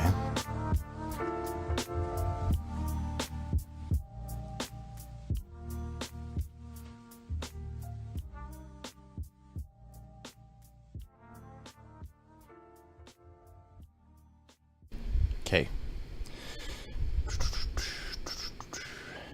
It's just in your head. Yeah, Skype is just in my head at this point. All right. Anyway, oh yeah, I was gonna make this X-ray easier for me to line it up. This doesn't have to be perfect. In fact, I'm probably gonna overdo it a little bit. The one thing I'm gonna have to do is go take out the needle if I want to use my needle. I'm not sure if I'm actually gonna use the needle, so we'll figure that out later.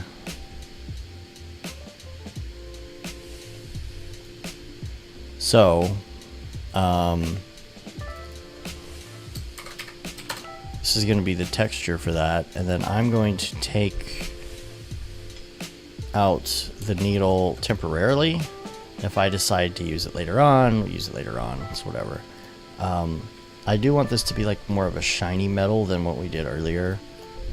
So, like more of a painted metal, not that bumpy stuff.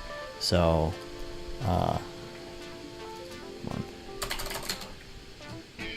just going to do a real simple glossy black, and I'm going to put that on, let's see, the back and the plate and on the screws, because the screws are going to be like painted black.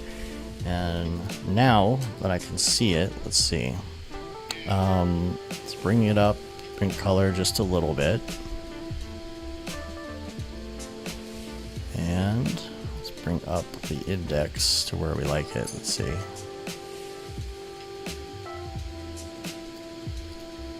Bring the color back down. Super glossy. I mean, maybe a little roughness. Yeah, that feels good. Okay, let me zoom in. You can see what's going on here. Feels like the roughness is a little too much. Alright, so now we got the rest of this texture to deal with real quick.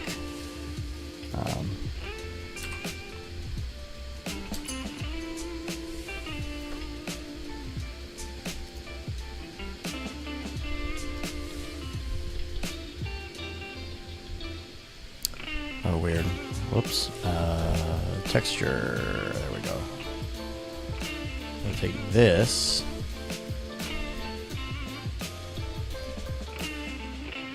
Select invert and delete. And there we are. I still have too much roughness, I think.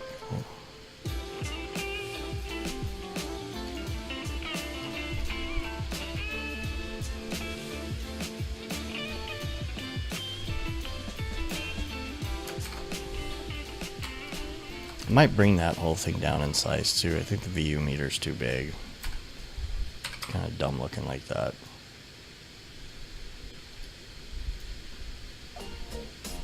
That feels better. And like the waveform would probably be bigger, and the router might be bigger. We'll wait until we lay it out and see. What time is it? 6:04. Okay. What do I want to do next? I don't know what I want to do next. Do I want to do the piping? Maybe I do. Let's take a break from texturing.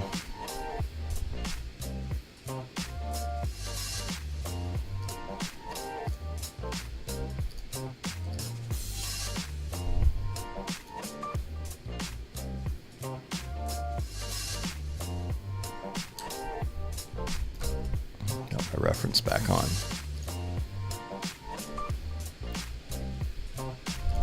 Lay some of this out a little bit.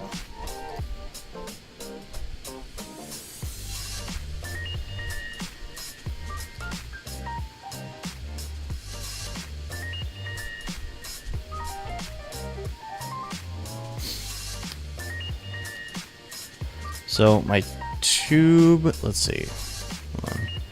This stuff I need to take out of here. So the waveform needs to come out. Router needs to come out.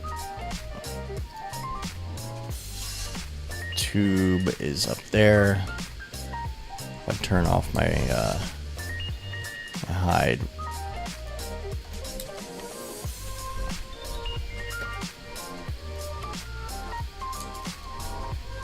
There we go. Anything disappear?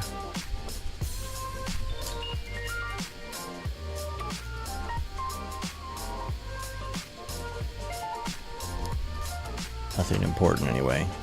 Alright, so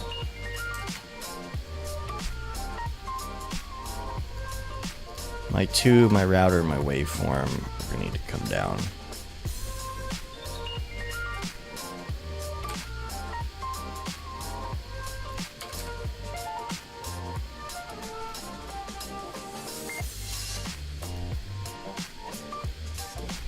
We lost our ball. It's alright.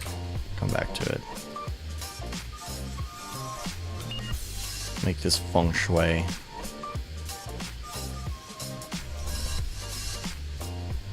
That's better. Camera's gonna probably need to change a little bit, but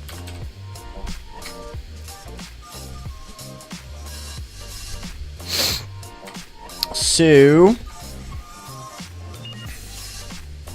we'll put some lights and stuff down there. This this ball I want to transfer. I do not want to change the scale, but I'm going to move it inside. Alright.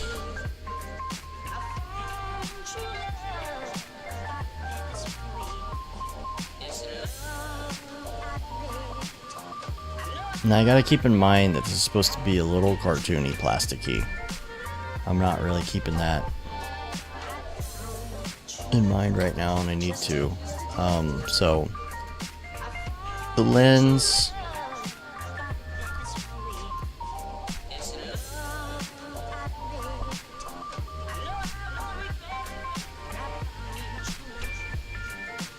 I want to do like that fake lens look.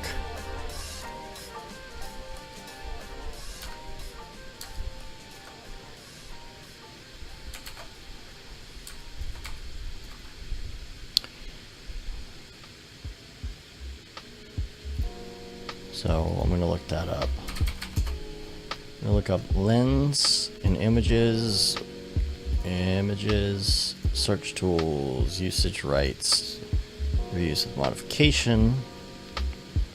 I don't know how big that is, but see, even that, something like that is good. Might have hit it right at the beginning. See, it's more of a cartoony looking lens. And then you could have something like this, which that could be good too.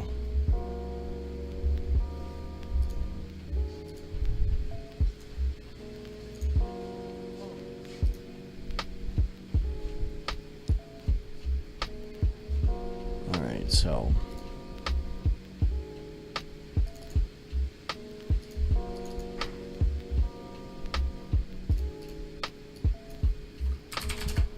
lens. I got off on a tangent. I was supposed to be doing my piping and junk. Whoops. So this piece of the lens is the sphere.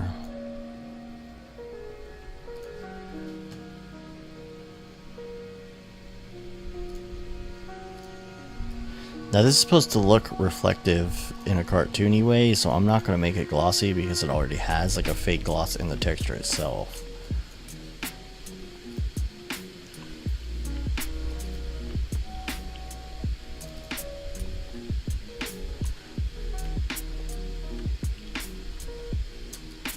Oh yeah, that's perfect, isn't it? No. Alright. Oops. I believe even spherical doesn't look right. Let's see what we can do here. Let's put this back to UVW mapping. Let's go back into the texture and let's change the projection. Let's see if we can get this looking better. Spherical. Man. This might take some finagling.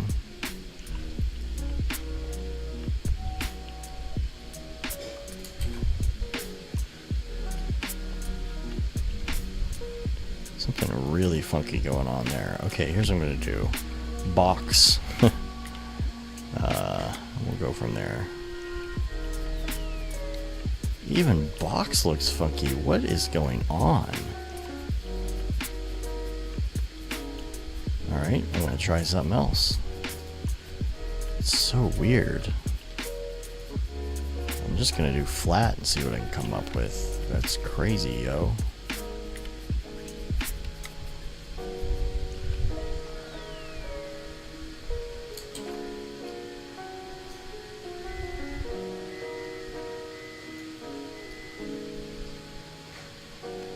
What in the heck is wrong with this thing?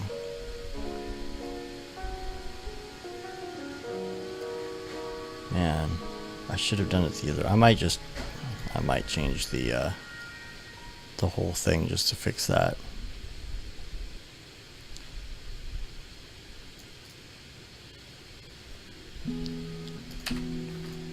Man. Didn't think it was going to be that big of a deal doing it that way. Let me try it one more time. Let me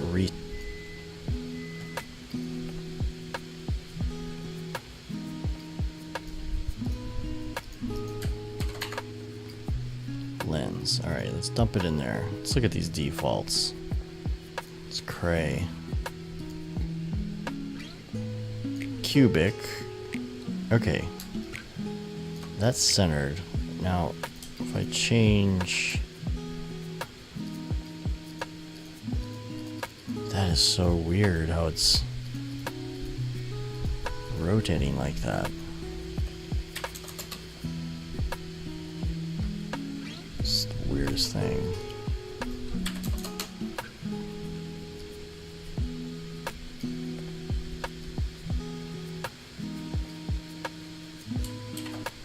It's just because of how I made it. That's lame. Okay. Alright. Alright. Is this a full sphere still? Oh. Easy. Alright. Here's what you do. So, 0.37. I'm going to change that back to 1. Still procedural. Do it this way, and then on Z, this time smush it that way. Bam. Now, put the lens up on there. Now I think we're going to have better luck when we start working with this. Let's do cubic. I want to make it bigger. No, same. Okay, that doesn't make sense to me, but alright, let's try.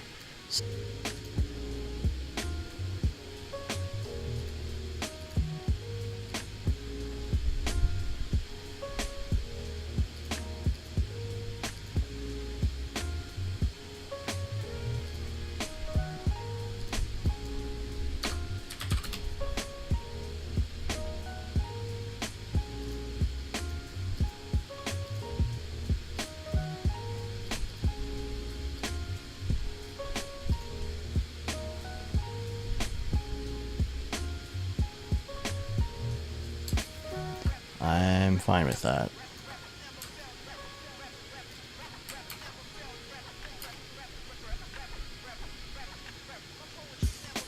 Okay, so what else? Let's see if the shiny metal looks good in here. I like that. Does it look good here too? Not bad.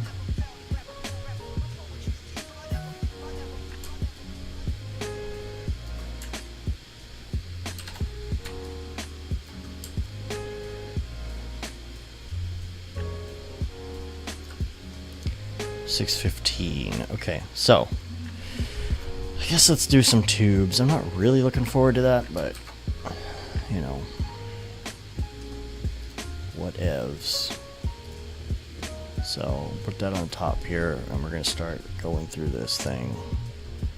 So let's do all the tubes that are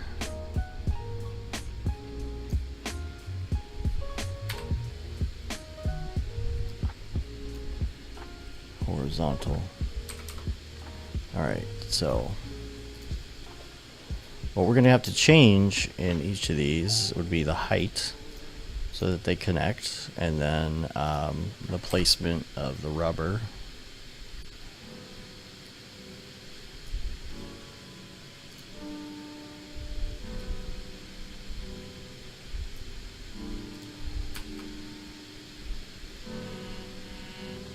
Yep, there we go.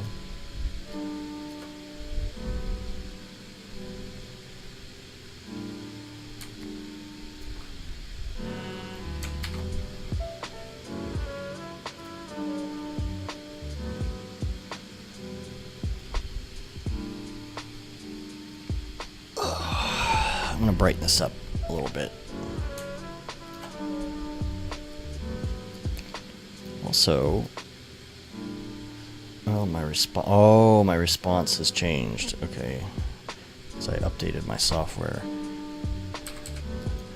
I need 2.2 linear. There we go. And take my sky down.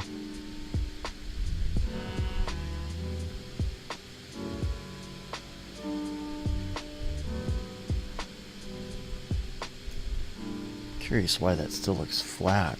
What happens if I turn off this light? Huh. Alright. Interesting.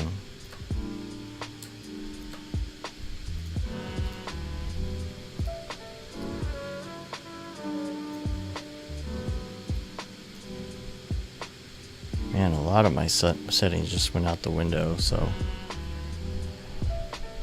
Man, that's crazy. I feel like there's a weird... Oh, wait a minute.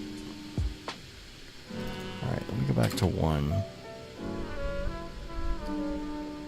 feel like I got a funky gamma issue going on.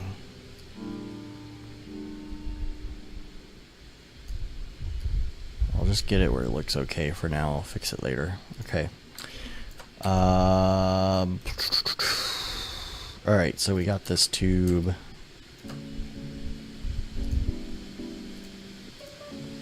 Alright, onward. Where do we want to go next?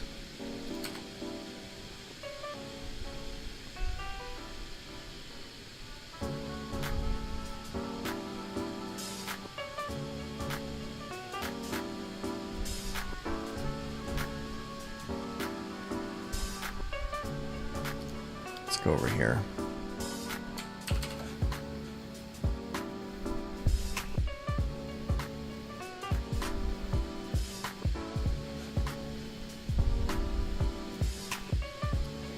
Change this up a little bit. There's going to be a border here. So we'll just guesstimate it for now until I figure out what I'm going to do with said border.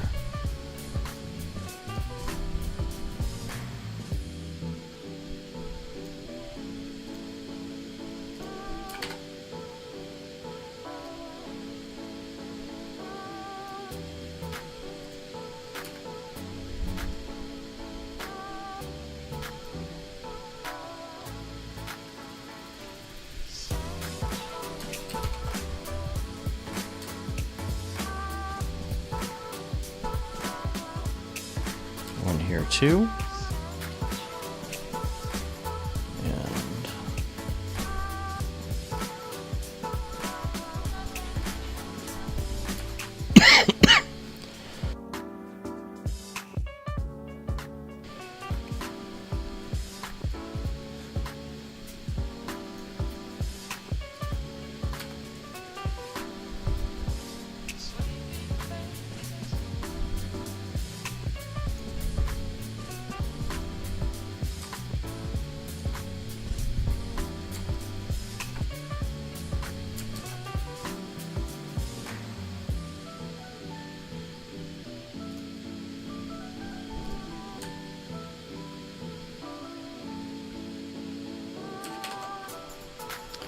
And do some vertical tubes now.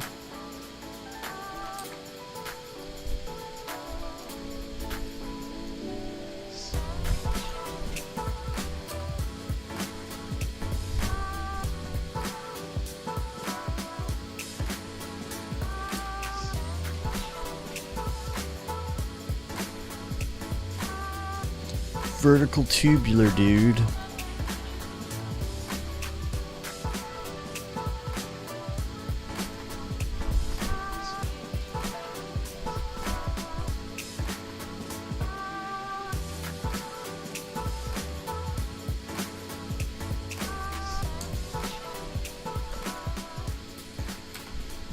I don't know how this washer is going to work.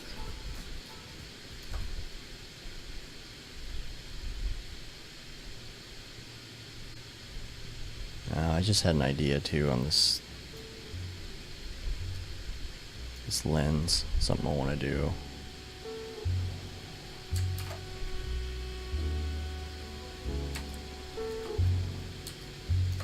I want to do a little variation on this piece. See, there's the lens cover.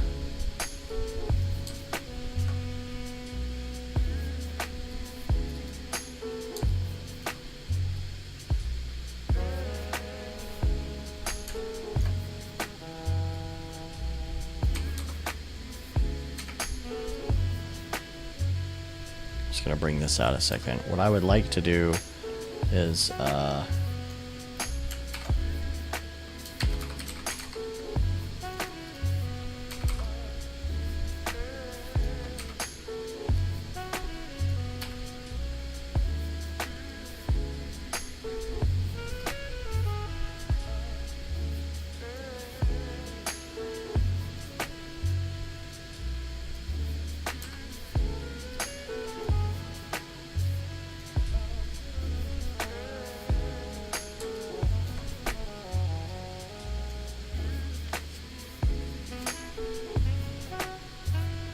yeah, okay. I'm going to create, let's see, how big is this tube? Outer radius 82961. So I'm going to make a, let's see, I'm going to do cloner object, and I'm going to put the cube in there. I'm going to transfer the cloner to this cylinder. And I'm going to make it a radial cloner.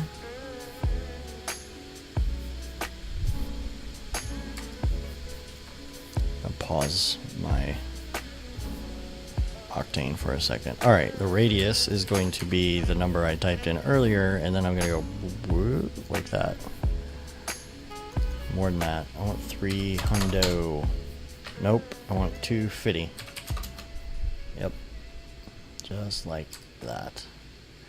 And I'm going to bring it in a little bit because well, maybe I do want them in the inside. You're not going to see it anyway. I'm going to bring it back, and then I'm going to apply that same metal texture to it. And make sure that I have render instances on, and I'm going to bring it inside the lens. And grooves.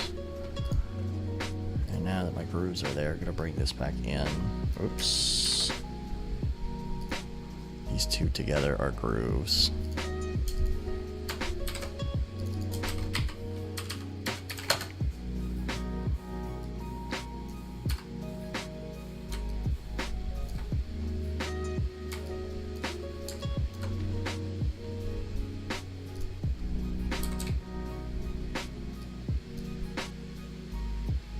Update Octane. Whoa, where'd you go? Weird. It's such a small thing, but whatevs. I'm gonna take the, let's see, I'm gonna take the group of grooves. Can I move them up here? Is it gonna work? No.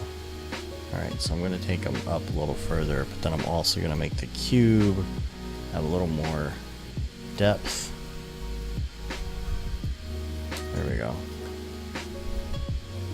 I don't know if anyone's even going to see that. Maybe. Yeah, that could look cool.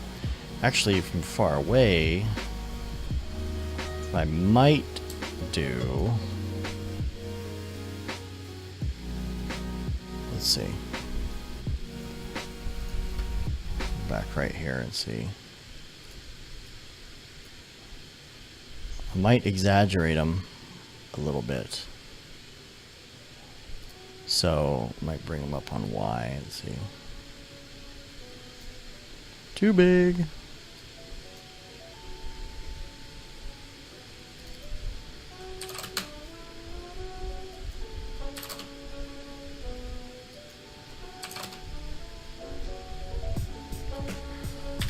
See, from far away, it might be there's too many of them. If I did like 100, you can see those grooves around it a little bit more. If you were going to be up close with it, you might not do that.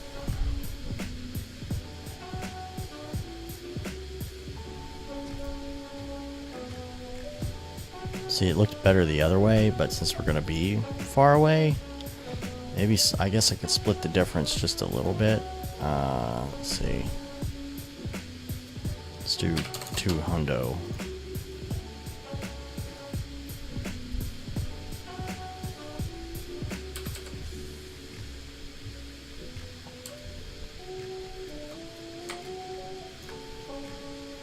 Anyway, back to my tubes.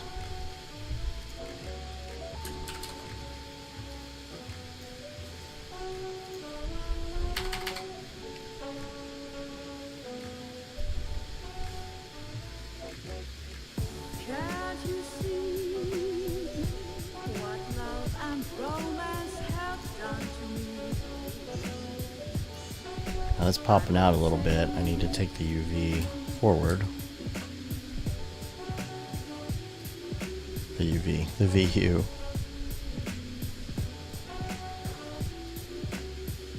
Can't you see what love and romance have done to me?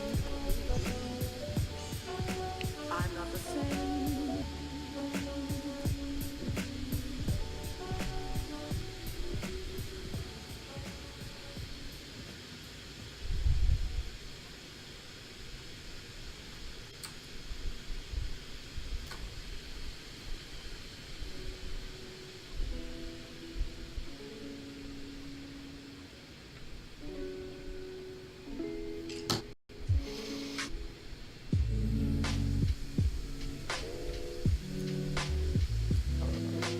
Okay, we want to do one here. Increase the height.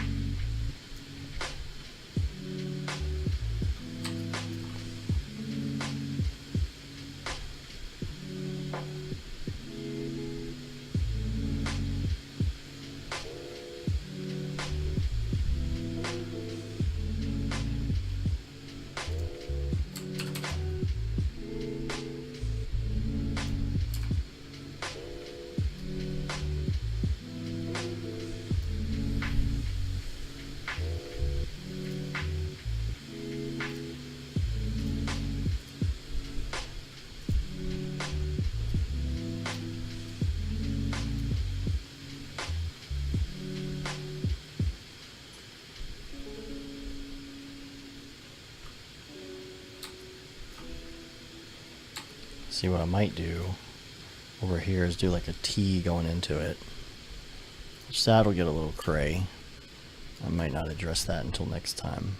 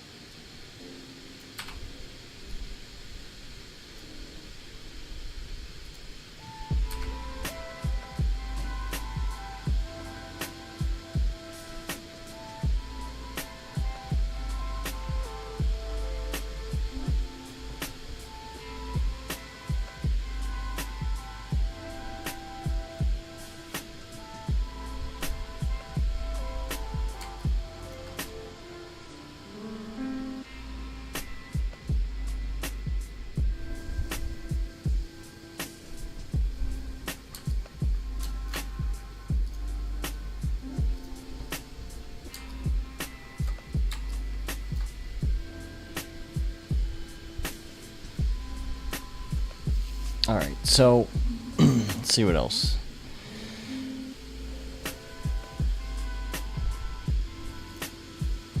I'm gonna put that black plastic on here for now. I'm not sure if we're gonna stick with that or not, but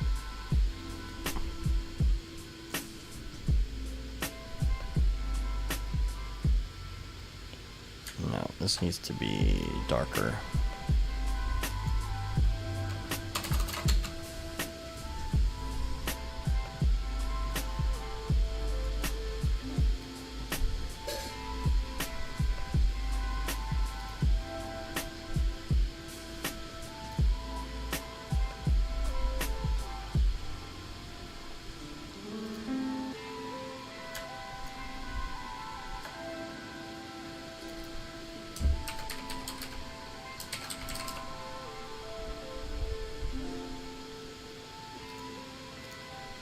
As you can tell, I like to jump around a lot because reasons. I just keeps it interesting.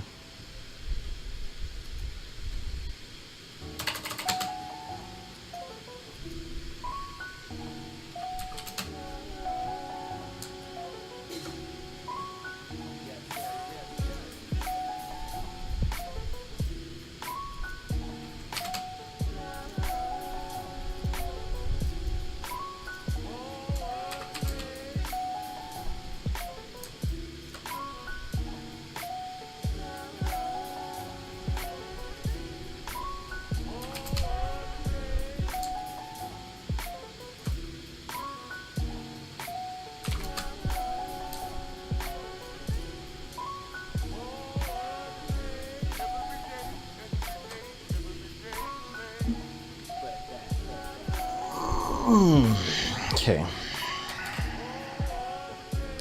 Not sure what I'm going to do with this backing or anything yet. I just wanted to put something in there. Alright.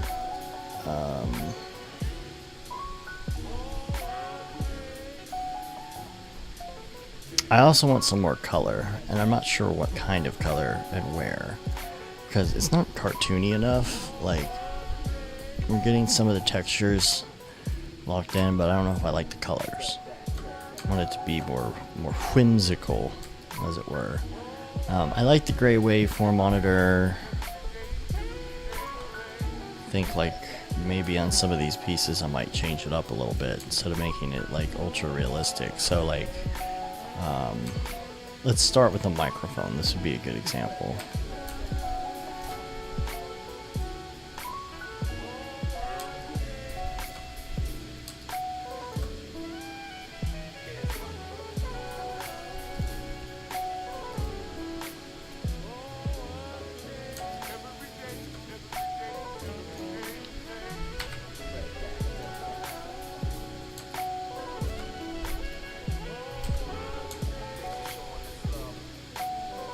So if I went with something more cartoony, by cartoony I really mean colorful, like I mean like a deep red mic with gloss.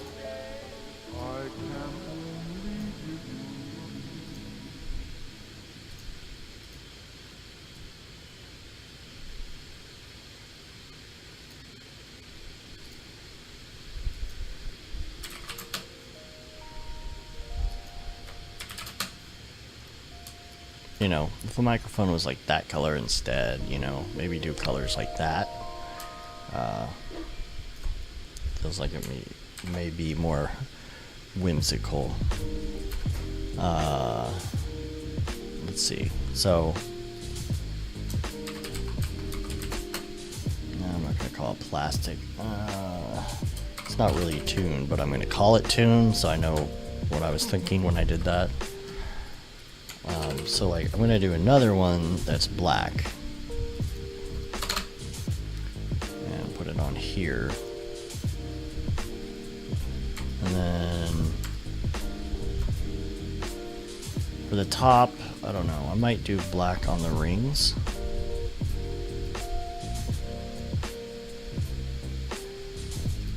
I don't know if I want red there, it doesn't look good.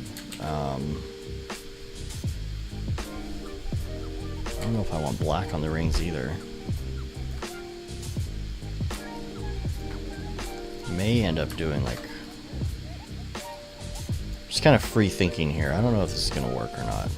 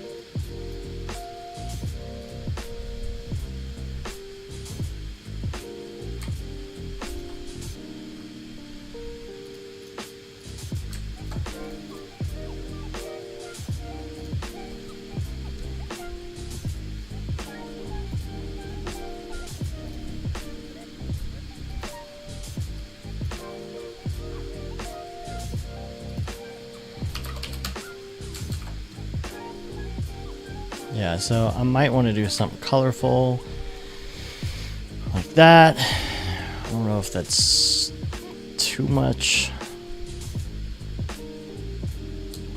Still thinking about it. I'm gonna have to think about it for a while.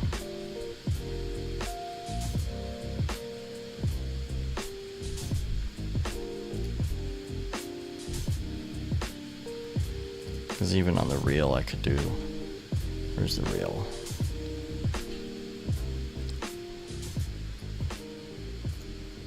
I just have to think about what palette I want to end up using too. I like a shiny red reel though.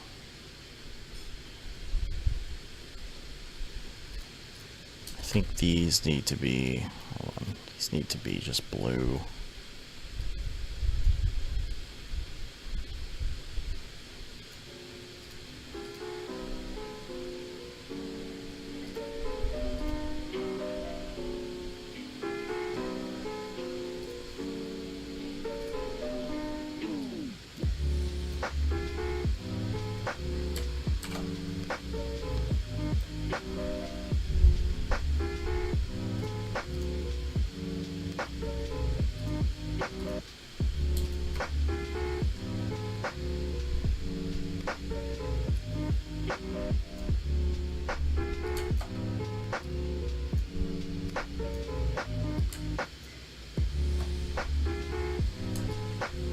See, those kind of colors probably be more fun.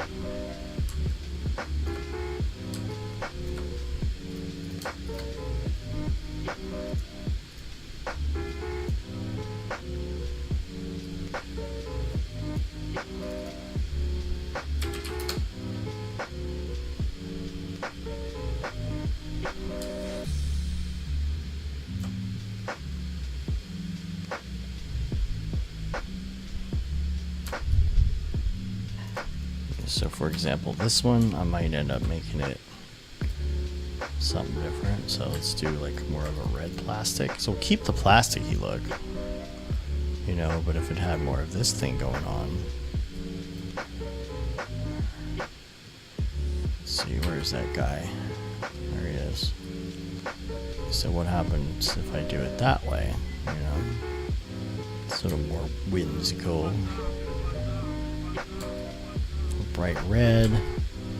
You know, the VU could be a purple. I still, again, I like the texture itself, but for something like this, so this metal, where is he? The plate on this.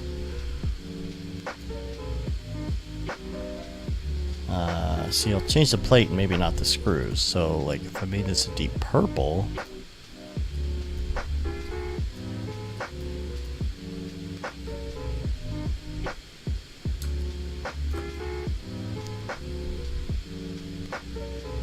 Do I like it with black screws? Do I want to change it?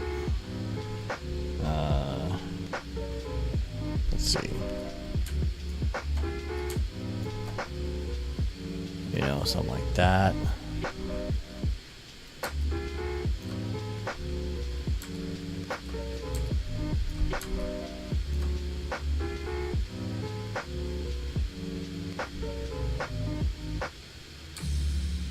Anywho, how much more time do I have?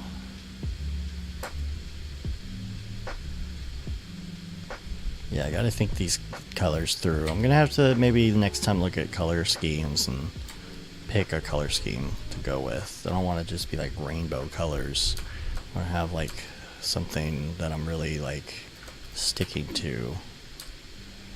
But, you know, the meat of it's there. I just need to decide which direction to go.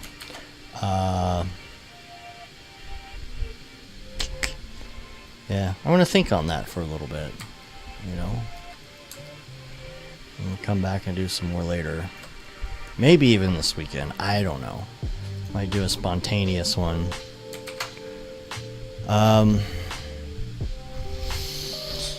Oh, yeah, I need to jump up onto some other projects, so this is definitely a work in progress. Yeah.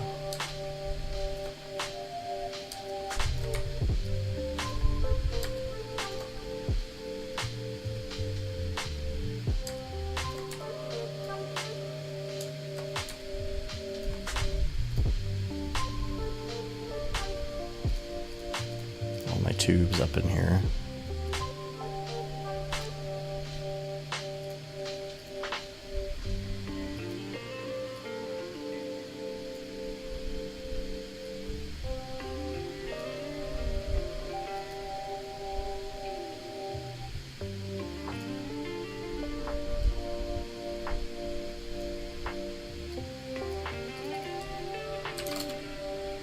I was not aware until recently you could force this aperture up, which is crazy.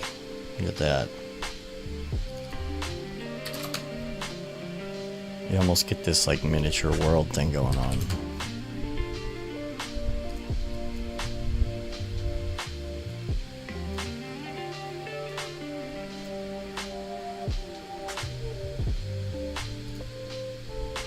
Focus that. There we go.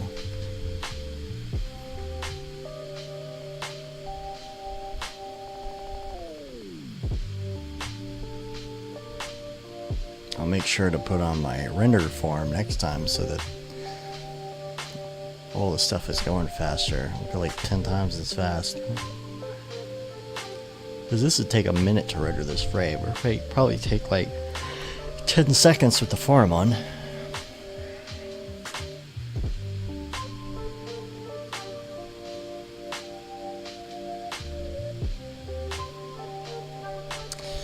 Anyway. Coming along.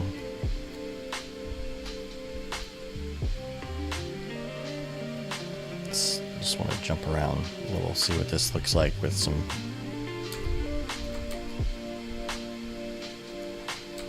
cool depth.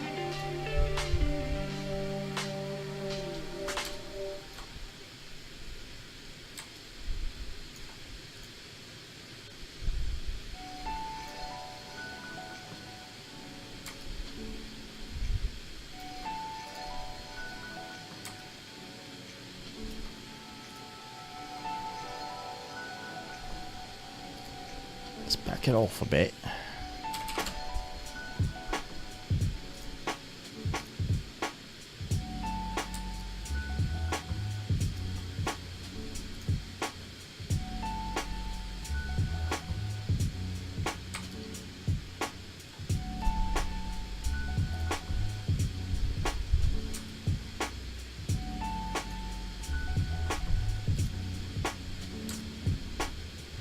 So I have to figure out what the animation is going to be itself.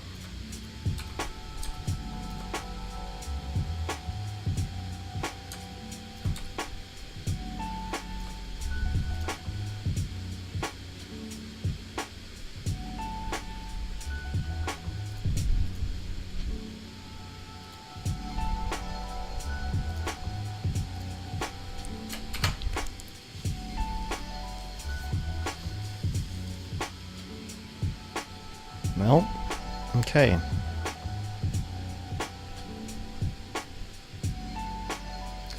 Going to leave it there for now. And going to get out of here. Don't forget, you got a little bit over an hour until Liam's going to be on. Doing Redshift Wednesday this time, which is cool.